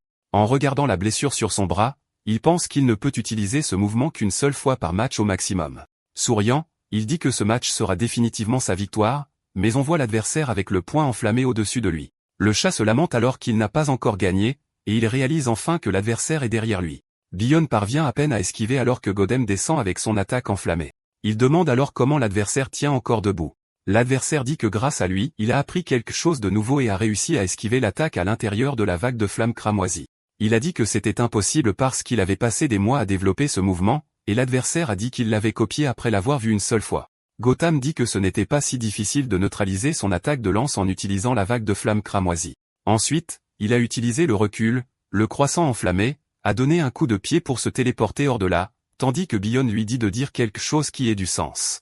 Il montre son bras blessé et s'interroge sur l'explosion lorsque le feu se déclenche. Chaque fois que la flamme cramoisie est déclenchée, le recul affecte toute la zone. Gotham regarde son propre bras tandis que l'ennemi demande quel genre d'astuce il utilise puisqu'il a fait tout ça sans une égratignure. Il montre alors qu'il suffit de retirer sa main avant que l'explosion ne frappe. Le joueur professionnel regarde, la bouche ouverte, en pensant à quel genre de bêtises il est en train d'entendre. Notre fille pense que peut-être ses réflexes sont bien au-dessus de la normale parce qu'ils avaient l'habitude de jouer à des jeux comme coller leurs mains dans des bouches de crocodile. Ensuite, il commence à montrer Volve à plusieurs reprises en disant que c'est juste une question de retirer sa main avant que les dégâts n'explosent comme ça, et le chat s'emballe. Il pense que le fait de voir la nouvelle technique de Beyond lui a donné l'inspiration de continuer.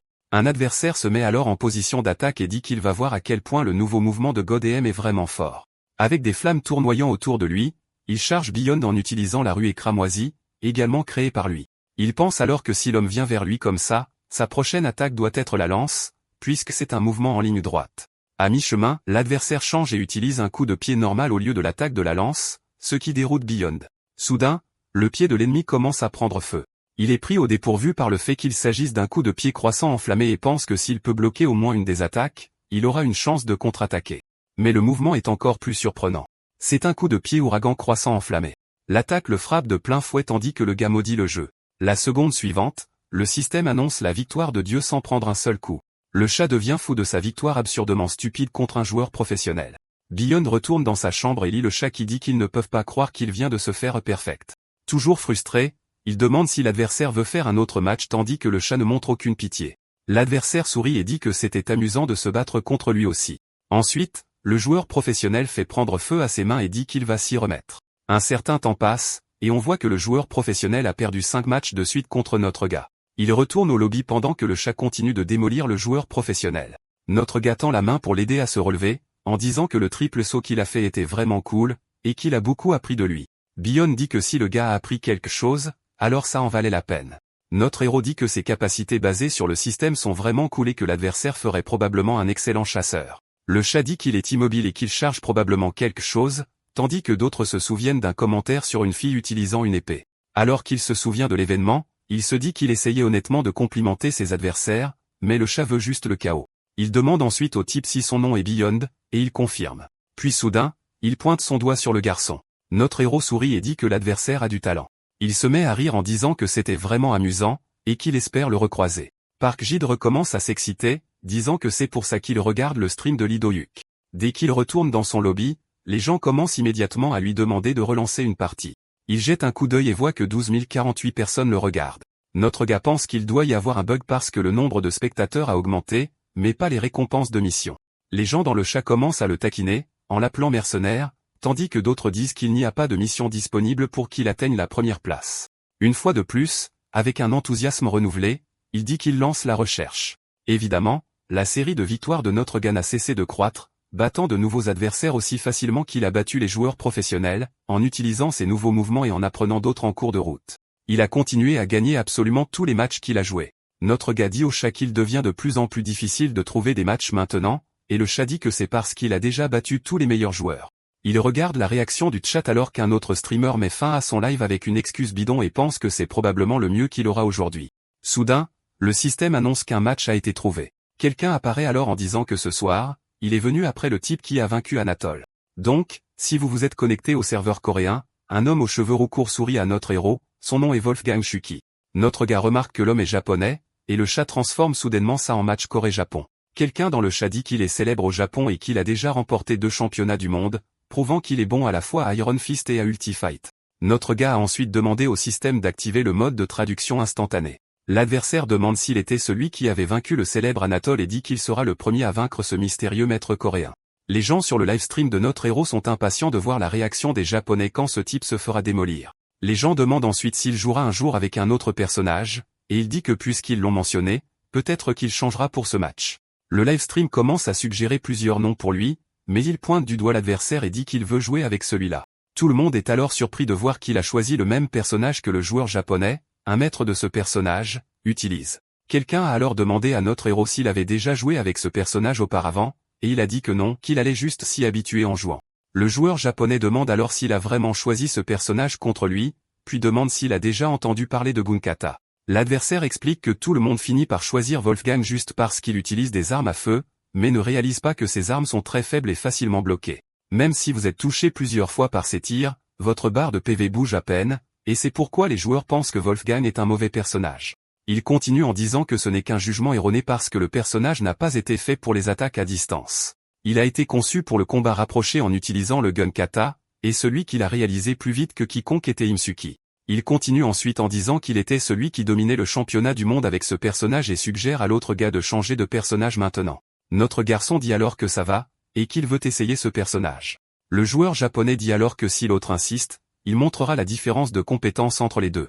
Notre héros dit alors d'accord et commence à lui tirer dessus, mais l'autre bloque aussi ses attaques avec son pistolet, en disant que sa visée est ridicule. Le joueur japonais dit que ça ne fait presque rien tandis que notre gars est d'accord, en disant qu'on dirait qu'elles ne sont pas faites de vraies balles. Suki dit qu'il peut esquiver ça facilement et se précipite vers notre héros, en disant qu'il montrera comment Wolfgang est vraiment joué. Il se rapproche rapidement de notre héros. Il lance un coup de poing rapide en utilisant la crosse de son arme tout en pointant l'autre sur notre héros. En souriant, il dit qu'il va maintenant donner la première leçon sur les armes de Wolfgang, qu'elles doivent vraiment frapper de très près pour infliger des dégâts importants. Mais au milieu de son attaque, quelque chose attire son attention. Notre héros a une des balles dans ses dents tandis que les autres volent autour de lui, et le joueur japonais demande comment il a bloqué tout ça. Il recrache ensuite la balle qu'il a attrapée avec ses dents, tandis que le joueur japonais est toujours sous le choc qu'il les ait bloqués d'aussi près.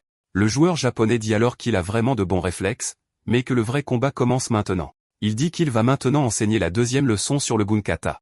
Se retournant et toujours très près de notre héros, il lui donne un coup de coude. Il parvient rapidement à pointer un de ses pistolets sur l'abdomen du garçon. Mais avant qu'il ne puisse tirer, le garçon a déjà dévié le pistolet avec son autre main. Profitant du moment où le joueur japonais a glissé, il a fracassé la crosse de son arme dans son visage. Le joueur japonais, en colère, le maudit et commence à tirer sauvagement. Quelqu'un sur le livestream fait alors un don important, disant que s'il gagne sans être touché, il terminera la mission et obtiendra l'argent. En souriant, notre héros accepte la mission et commence à esquiver toutes les balles tirées sur lui. Pour échapper à l'attaque de l'ennemi, il saute et se met à couvert derrière une voiture. La voiture est complètement détruite tandis qu'il atterrit de l'autre côté sur ses pieds. Il suggère une courte pause pendant qu'il observe les mouvements de son adversaire. Quelqu'un dans son chat demande s'il pense avoir le temps pour ça alors qu'il ne comprend pas, et ils disent que quelque chose de grand arrive.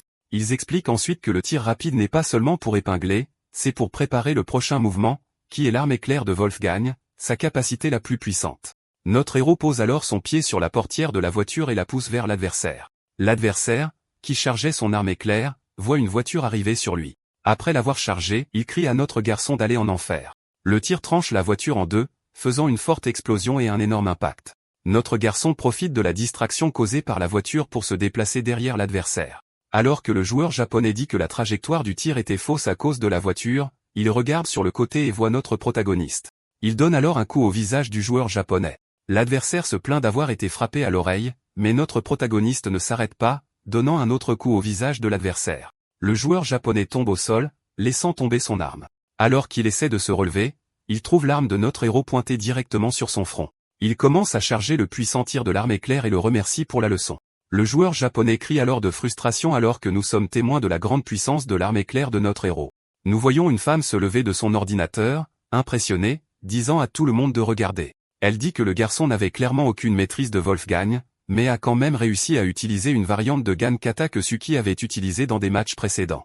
La fille continue en disant qu'une partie était juste une réaction sur le moment, mais une grande partie était Doyok lisant l'avenir et bloquant les attaques à l'avance.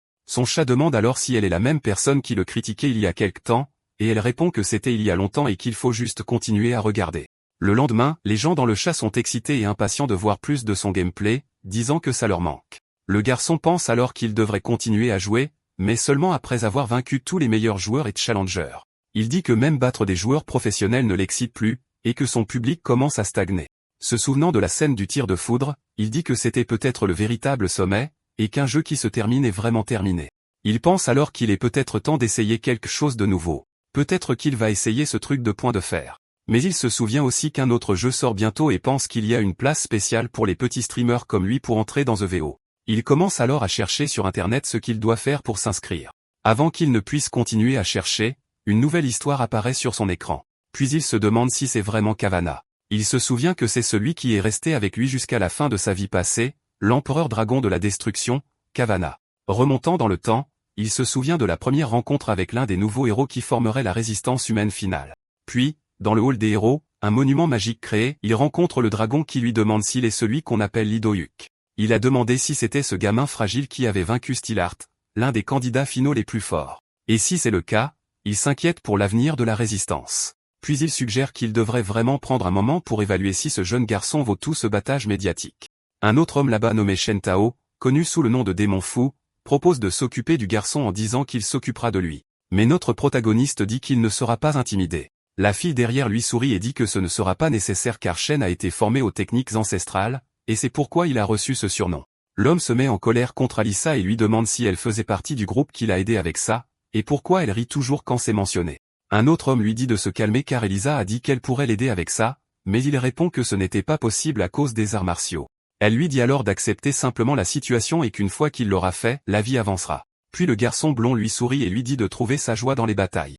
Les deux commencent alors à se battre, et Marcos dit qu'il aime provoquer le démon fou pendant que l'autre le poursuit avec des mains enflammées.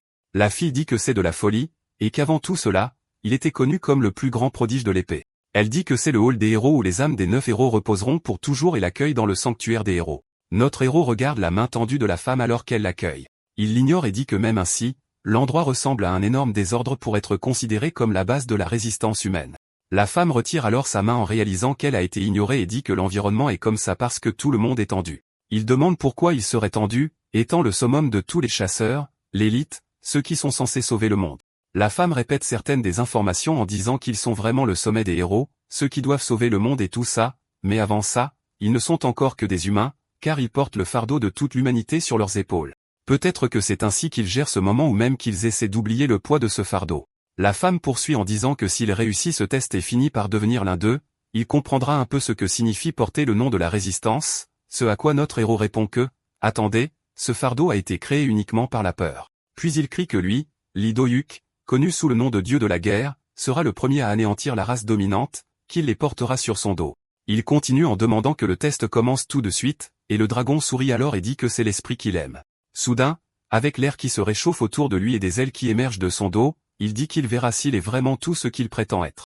Il se rend compte que c'était un autre transcendant ou en fait le premier, mais un donateur sur son stream lui dit de se réveiller. Quelqu'un d'autre l'appelle, et il remarque le chat du système. Puis il tombe de sa chaise, et les gens dans le chat commencent à dire qu'il s'est enfin réveillé de ses rêves.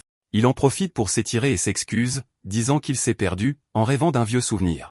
Les gens dans le chat disent qu'il commence à gagner de l'argent comme maître Zhang Chu, et il s'excuse, disant qu'il avait quelque chose à penser. Retournant à son ordinateur, il dit qu'il a besoin de savoir si cet homme était vraiment le cabinet qu'il connaît et profite de l'occasion pour demander à son stream qui était ce type. Les gens disent que c'était un gars qui est devenu très célèbre dans Ultifight, qui a joué avec Anatole en demi-finale du dernier tournoi. Il sourit et dit que c'est le même homme qu'il connaît, c'était un chasseur naturellement talentueux, et il n'y a aucune chance qu'il se soit fait prendre dans un jeu comme Iron Fist. Bien sûr, le Kavana qu'il connaissait venait d'une chronologie différente, et ce n'est pas comme si c'était vraiment la même personne. Mais apparemment, il y a un fait qui ne semble pas avoir changé dans les deux chronologies. Kavana était celui qui l'avait convaincu de maximiser tous ses prêts en préparation de l'apocalypse avant la régression. Il se souvient alors que l'homme lui disait de prendre de l'argent de tous les endroits où il le pouvait. Et maintenant, dans cette vie, il est la raison pour laquelle il est noyé sous les dettes, et ce type a exactement le même visage que le cabinet de la vie précédente. Il va faire payer au cabinet actuel les péchés de sa vie passée, alors il crie à son écran en lui disant de l'attendre. Le chat demande quand il va revenir à Valhalla et quelqu'un d'autre dit d'oublier ce jeu mort et de revenir à Ultifight. En voyant le chat, il dit qu'il a complètement oublié Valhalla et qu'il y a une guerre en cours sur les forums entre les fans de Valhalla et d'Ultifight. Il dit qu'il doit choisir un jeu bientôt en pensant que s'il joue à Ultifight, il pourrait atteindre le premier rang rapidement, mais alors les gens se désintéresseraient rapidement. Alors il pense que s'il passe à Iron Fist qui partage une base de joueurs, il pourrait attraper ces personnes et les engager car les jeux sont similaires. Mais il ne peut toujours pas abandonner Valhalla et pense que le jeu a été parlé dernièrement et a gagné un bon nombre de téléspectateurs. Puis il baisse la tête et dit qu'il est frustré et demande à voix haute à quoi il devrait jouer, Valhalla ou Ultifight. Quelques secondes passent pendant qu'il y pense. Soudain, il claque la table et dit qu'il a pris une décision. Il se lève et dit que s'il devait choisir seulement un entre les deux jeux, il le dira après avoir mangé, ce qui contrarie le chat, pendant qu'ils attendent une conclusion. Quelque temps plus tard, nous voyons la notification que Lidoyuk a commencé le stream plus tôt, et lui, sur un cheval, dit qu'il a décidé de commencer plus tôt que d'habitude. Puis il dit qu'il a décidé de diviser le stream en deux parties. Dans la première, il jouera à Valhalla, et dans la seconde, il atteindra le premier rang, un Ultifight. Puis il remarque le nombre de téléspectateurs et voit que 4000 personnes le regardent à ce moment-là. Souriant, il pense qu'il a définitivement fait le bon choix. S'il n'avait choisi qu'un seul jeu, il perdrait de l'argent. Il dit qu'il a déjà fait quelques progrès dans le jeu qu'il a vaincu Seolv, a même réussi à obtenir une mission bonus qu'il vérifiera avec eux. Après une guerre à grande échelle, le roi Seolv de Mercia a été détrôné de force, et Earl l'Afrique, le second en commandement, cherche maintenant à devenir le prochain roi. Pour empêcher la chute du royaume de Mercia, la véritable Hera doit prendre le pouvoir avant qu'il ne soit trop tard, et Mercia redevient un état vassal du Wessex. La mission dit qu'il doit s'assurer qu'elle survit à sa tentative d'assassinat. Le chat suggère qu'il devrait la tuer et livrer la sienne aux assassins. De cette façon, il obtiendrait une bien meilleure récompense, mais notre héros rejette cette option. Il voit l'endroit devant lui et dit que ce doit être le château de l'Ifric, et qu'il est temps d'entrer et de terminer la mission. Le chat s'emballe en le voyant entrer et dit que c'est le mauvais chemin, que s'il entre, l'Ifric enverra les assassins. Puis il dit que c'est exactement ce qu'il veut. Il ira directement à la source avant d'envoyer les assassins. Notre héros exhorte alors son cheval à aller plus vite, et les gardes à la porte demandent ce que c'est. L'un des gardes souffle dans une corne tandis que l'autre, tenant une lance, prend une position de combat, lui disant d'arrêter son cheval. Notre héros les ignore et charge directement sur les deux gardes, courant entre eux et les battant instantanément. Plusieurs gardes à l'intérieur crient qu'il y a un intrus dans le château et se préparent à attaquer, armés de boucliers et d'épées. Notre héros les traverse, les battant tous à cheval comme s'ils n'étaient rien. Le chat l'avertit que d'autres gardes arrivent et qu'ils vont bientôt l'encercler, mais il les ignore et terrasse tout le monde avec ses haches. Comme le chat l'avait dit, il se retrouve vite entouré de gardes. Puis il descend du cheval et dit au chat que beaucoup de gens sont là pour voir Ultifight aussi, et que cette fois, ce ne sera pas le barbare Tornade. D'un coup de pied rapide, il atteint l'un des gardes en plein sur le casque. Ce garde tombe sur le lustre, répandant le feu partout en hurlant de douleur. Souriant, il dit qu'il va jouer à Valhalla dans le style au camp d'Ultifight en tenant une torche dans une main. Les gens dans le chat sont confus, essayant de comprendre ce qu'il va faire, et soudain, on le voit mettre le feu à son propre pied. Puis il utilise une des attaques d'Ultifight dans Valhalla appelée rugissement enflammé et frappe un garde dans le dos avec son pied en feu. Les gardes crient de bloquer avec leur bouclier et de charger l'intrus.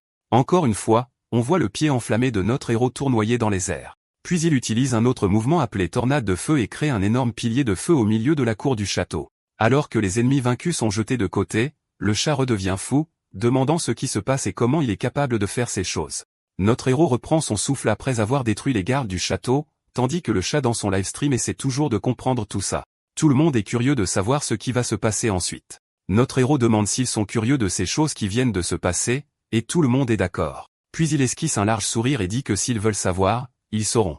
Mais pour le découvrir, ils devront payer, ce qui fait que le chat commence à le traiter de mercenaire. Les spectateurs commencent alors à lui envoyer des dons d'argent pendant qu'il devient super heureux et les remercie. Puis il explique que ce qu'il a fait, c'est utiliser des techniques de base d'Ultifight appelées rugissement enflammé et tornade de feu.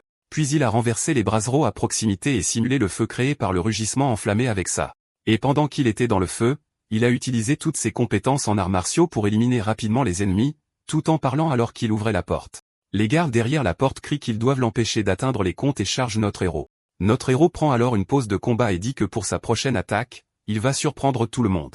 Alors que notre héros était en position, le chat savait déjà qu'il préparait un mouvement appelé le choc de la montagne de fer. Soudain, notre garçon saute. Puis on le voit traverser plusieurs gardes en criant frappe alors que les gardes sont projetés dans toutes les directions. Il lance d'autres attaques pendant que le chat dit que notre joueur est à un autre niveau. Un homme bien habillé, une épée à la main, dit alors qu'il est une racaille de barbares et qu'il ose mettre les pieds dans ce château. Notre garçon dit au chat qu'il va en finir avec l'arme de Wolfgang, et le chat demande comment il va faire ça au 8e siècle. Les gens demandent comment il va simuler l'arme, et il dit que le pistolet existe dans son cœur. Et dans ce monde, elle existe sous la forme d'une hache. Puis il jette la hache au visage de l'homme bien habillé et dit que la source de l'assassinat du lièvre a été éliminée. Alors que notre héros s'échappe par la fenêtre du château, on voit quelqu'un regarder son stream. Cet homme commente que notre garçon est vraiment un monstre. Il s'entraîne clairement quelque part en disant que le combo du croissant flamboyant et du coup de pied ouragan qu'il a montré dans Ultifight était insensé. Mais il utilise des mouvements d'Ultifight dans Valhalla, et en regardant sur le côté, il se demande s'il aurait dû publier une annonce ou non. Soudain, on voit son annonce disant qu'il va mettre fin à la route de ce garçon qui a atteint le rang 1 en 25 heures. Puis, en regardant un autre écran, il voit les réactions de ses spectateurs à cette annonce. Les réactions sont de ses fans qui disent qu'ils sont avec lui, qu'ils veulent que ça arrive. Il s'agenouille en désespoir de cause en disant que ses fans s'y attendent maintenant et qu'il ne peut plus reculer. Puis on voit qu'il est déprimé, pensant à comment se retirer du défi sans avoir l'air d'un lâche. Notre héros change alors de jeu et se connecte à Ultifight, envoyant son chat dans le chaos.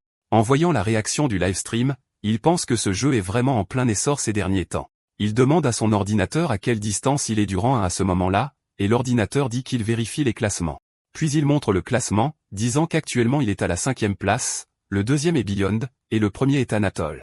Serrant les poings, il dit qu'Anatole n'est pas seulement au sommet, mais qu'il détient également le titre, et il ne peut pas laisser ça passer. Il dit à son ordinateur de commencer à trouver des matchs. On voit alors apparaître la joueuse classée 4e, la fille qui utilise une épée, et son chat lui demande si elle joue toujours et si elle va atteindre le rang 4. Elle dit qu'elle a farmé pendant des heures pour obtenir ce match avec lui à nouveau. Notre héros pense que cette fille commence à lui faire un peu peur alors qu'il l'affronte. La fille dit qu'elle a froidement analysé son Hogan, et qu'il ferait mieux d'être prêt cette fois car elle va tout donner. Il dit qu'il travaillait aussi sur quelque chose basé sur son personnage, et lui demande si ça la dérange s'il change un peu les choses et utilise ce qu'il a préparé. Son chat se demande alors ce qu'il va utiliser contre elle pour monter son Hogan. La fille regarde un pilier de lumière apparaître devant elle alors qu'il change de personnage. Elle reste sans voix en voyant le personnage qu'il a choisi, tandis que le chat, comme toujours, s'emballe sur son choix. Puis on voit qu'il a choisi le danseur à l'épée Césarée pour l'utiliser contre la fille à l'épée. La fille dit qu'il est incroyable, qu'il ose choisir un utilisateur d'épée contre elle, et qu'elle va lui apprendre à quel point il est difficile de manier une épée. L'adversaire commence alors avec ses mouvements, la floraison de l'épée. Quelque temps plus tard, on voit la fille vaincue au sol pendant qu'il dit que c'est la fin de la ligne pour la princesse de l'épée et dit à l'ordinateur de trouver un nouveau match. Puis le prochain adversaire que le jeu trouve est Beyond, mais il commence immédiatement à crier sur son ordinateur de ne pas l'associer à notre héros, clairement effrayé. Le chat remarque le comportement désespéré de Beyond et demande s'il n'a pas été entraîné pour se venger et tout ça. Notre garçon fait un signe de la main et dit que ça fait un moment qu'ils ne se sont pas vus. Beyond devient sérieux et dit qu'il n'y a rien qu'il puisse faire maintenant, mais qu'il a quelque chose de préparé pour ce moment. Il passe alors au personnage du Zodiac et dit qu'il va l'affronter maintenant avec sa crinière. Encore une fois, après un certain temps, on voit Beyond avec la tête enfouie dans le sol pendant que notre garçon s'éloigne victorieux, disant qu'il s'est amélioré. Il dit à son chat qu'avec ses victoires, il va maintenant au rang 2, et a demandé à l'ordinateur de trouver un nouveau match, disant que ce serait parfait s'il trouvait Anatole. L'ordinateur dit qu'il a trouvé le prochain match et qu'il invoque l'adversaire. Puis on voit Anatole arriver avec son lancer pendant que le chat dit qu'il a trop parlé, et l'homme s'est montré. Puis quelque temps plus tard, on voit Anatole dire que ce n'est pas possible, que tu t'es tellement préparé pour ça. Notre héros dit Dieu merci car il attendait ça depuis longtemps et il va enfin pouvoir l'affronter. Anatole dit qu'il l'attendait aussi, mais qu'il ne pense pas être mentalement prêt à affronter le garçon tout de suite. Il pense que juste le fait d'être face à face avec lui donne des frissons dans le dos et des papillons dans le ventre, et il se demande s'il peut vraiment vaincre ce gars avec son niveau actuel. Notre héros dit que l'armure qu'il porte est géniale, et il dit qu'elle est faite exclusivement pour lui. Puis il dit qu'on en reçoit une quand on gagne un championnat du monde et pense à combien de skins comme ça il a. Il dit que tu dois en avoir 10. Et avec le lancer seul, il en a 3 différentes, chacune représentant un championnat du monde qu'il a gagné. Puis il se demande pourquoi il doute de lui-même et de ses capacités contre son adversaire, et juste après se demande ce qu'il fait. Il se demande quelles sont les chances de gagner et dit ensuite que rien de tout cela n'a d'importance, et on voit qu'il y a 33 000 personnes qui regardent ce combat. Heureux et souriant, il dit que tous ces gens sont venus là pour le voir se battre et qu'il ne se bat que comme ça grâce à eux. Notre héros demande à Anatole s'il sait que s'il le bête, il devient numéro 1 à Ultifight. Anatole charge notre héros en disant que ce ne sera pas facile, car après tout, le chemin vers le premier rang est bloqué par lui, et notre héros, bloquant son attaque et souriant, dit que quelque chose comme ça ne l'arrêtera pas. Soudain, on voit l'affrontement des deux armes et une lumière vive émise par l'arme d'Anatole. Notre héros remarque qu'il y a quelque chose de différent, qu'il est projeté au loin par l'attaque de la lance du lancier qui fait tourner la lance rapidement en créant un effet de rebond. Notre garçon tombe alors à une certaine distance, grinçant des dents et pensant qu'il a utilisé cette attaque pour garder ses distances. Anatole utilise rapidement un autre mouvement appelé bombardement de lance, provoquant une série d'attaques rapides pour frapper notre héros. Le chat lui dit de faire attention avec ça, et il répond au chat que tout va bien. Il ne devrait pas s'inquiéter. Il dit que cette attaque est exactement comme l'épée épanouie de la fille qui utilise une épée et la frappe d'épée fantôme 2. Puis il pense que peu importe la violence de la tempête, elle ne brisera jamais un rocher solide d'un seul coup. Notre héros crie qu'il va montrer la puissance de l'épée lourde qui brise les illusions tout en pensant qu'il va utiliser la technique qui a vaincu une légion entière d'aliens d'un seul coup. Entouré de flammes, il utilise sa capacité d'épée lourde. Anatole alors, voyant l'attaque arriver vers lui, dit que c'est impossible. On voit une lumière rouge intense en forme de croix, brisant tout ce qu'elle touche tandis que le chat se demande si c'est autorisé par le jeu et si notre héros n'a rien cassé. Notre héros reste immobile après avoir exécuté le mouvement tandis que le chat parle et se demande si ce personnage peut vraiment faire ça.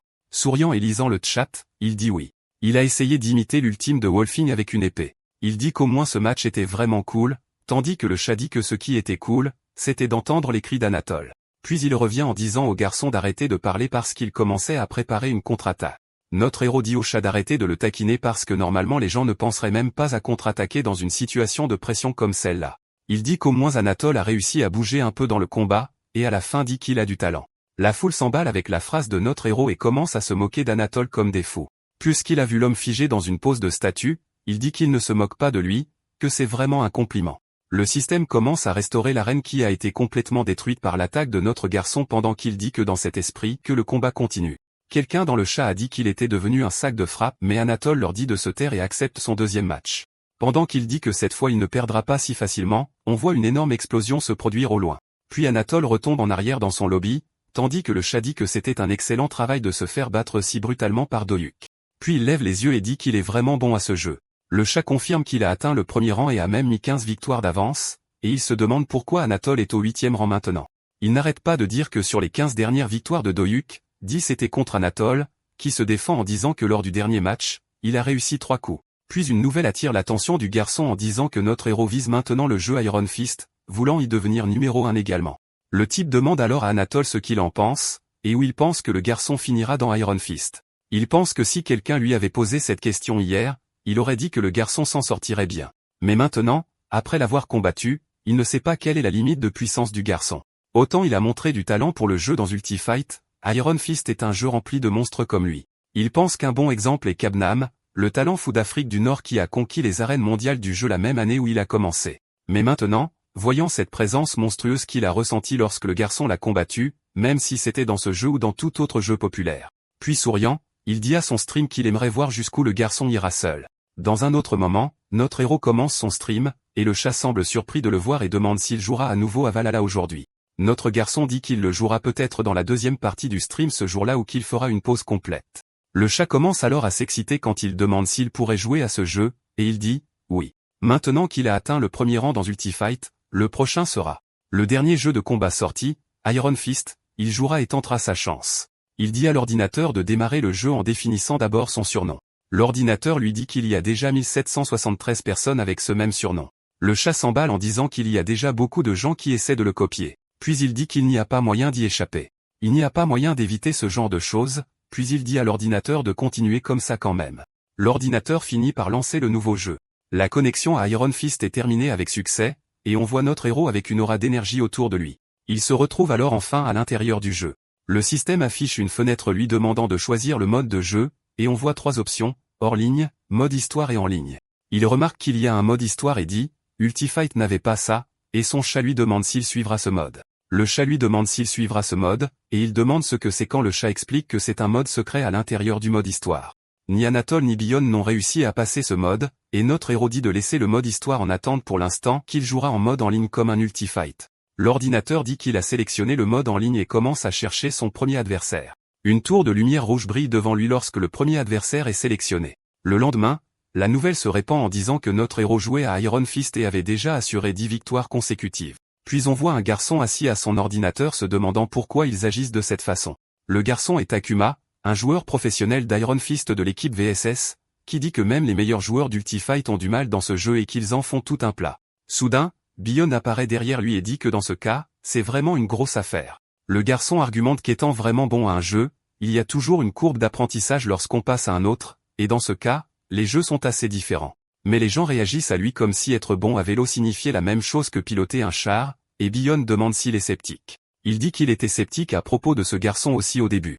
Puis il donne une tape amicale à son ami et dit qu'il comprendra quand il le rencontrera et qu'il devrait beaucoup s'entraîner pour quand cela arrivera. Beyond dit qu'il jouera d'abord au jeu d'immersion totale et lui dit de le rejoindre quand il sera prêt. Le garçon refuse alors de croire que notre héros a un talent aussi grand que Beyond, Anatole et lui-même. Alors il pense qu'il fera comprendre à notre héros qu'Iron Fist est un jeu complètement différent d'Ultifight. On voit une épée se briser dans un cri de douleur. Puis on voit notre garçon célébrer une autre victoire en disant qu'avec cette victoire, il termine 18 matchs d'affilée sans une seule défaite. Puis il se demande s'il gagne vraiment les matchs si facilement et s'il ne les ennuie pas. Regardant son ordinateur, il dit qu'il espère affronter quelqu'un qui joue vraiment bien cette fois-ci. Le jeu, presque comme s'il l'entendait, l'oppose à un adversaire qui a un taux de victoire de 100% comme lui. Notre héros se demande si Céleste est le rang juste en dessous et plus tard, ce qui serait le sommet. Le chat dit qu'ils n'ont jamais entendu parler de ce type, et ce doit être un compte alternatif d'un autre joueur professionnel. L'homme pense alors qu'Amuka est l'opposé d'Akuma, et que c'est son compte alternatif, le joueur professionnel. S'il bat le garçon, il lui donnera le stigmate d'avoir perdu contre le compte alternatif d'Akuma, et il obtiendra toujours le titre d'être le premier à vaincre le garçon dans ce jeu. Puis il se met en position d'attaque et l'appelle à se battre, tandis que le chat dit que s'il va commencer à jouer à Iron Fist, il doit apprendre le style du dieu du tonnerre. Notre héros demande ce que le chat veut dire par là, et ils expliquent que dans ce jeu, les meilleurs joueurs sont ceux qui maîtrisent le style du dieu du tonnerre.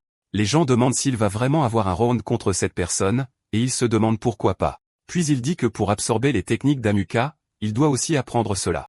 Alors, il dit qu'il prendra le skin de roi démon, et qu'il apprendra le style du dieu du tonnerre pendant qu'il y est. Amuka se met à trembler et se demande si le garçon se moque de lui.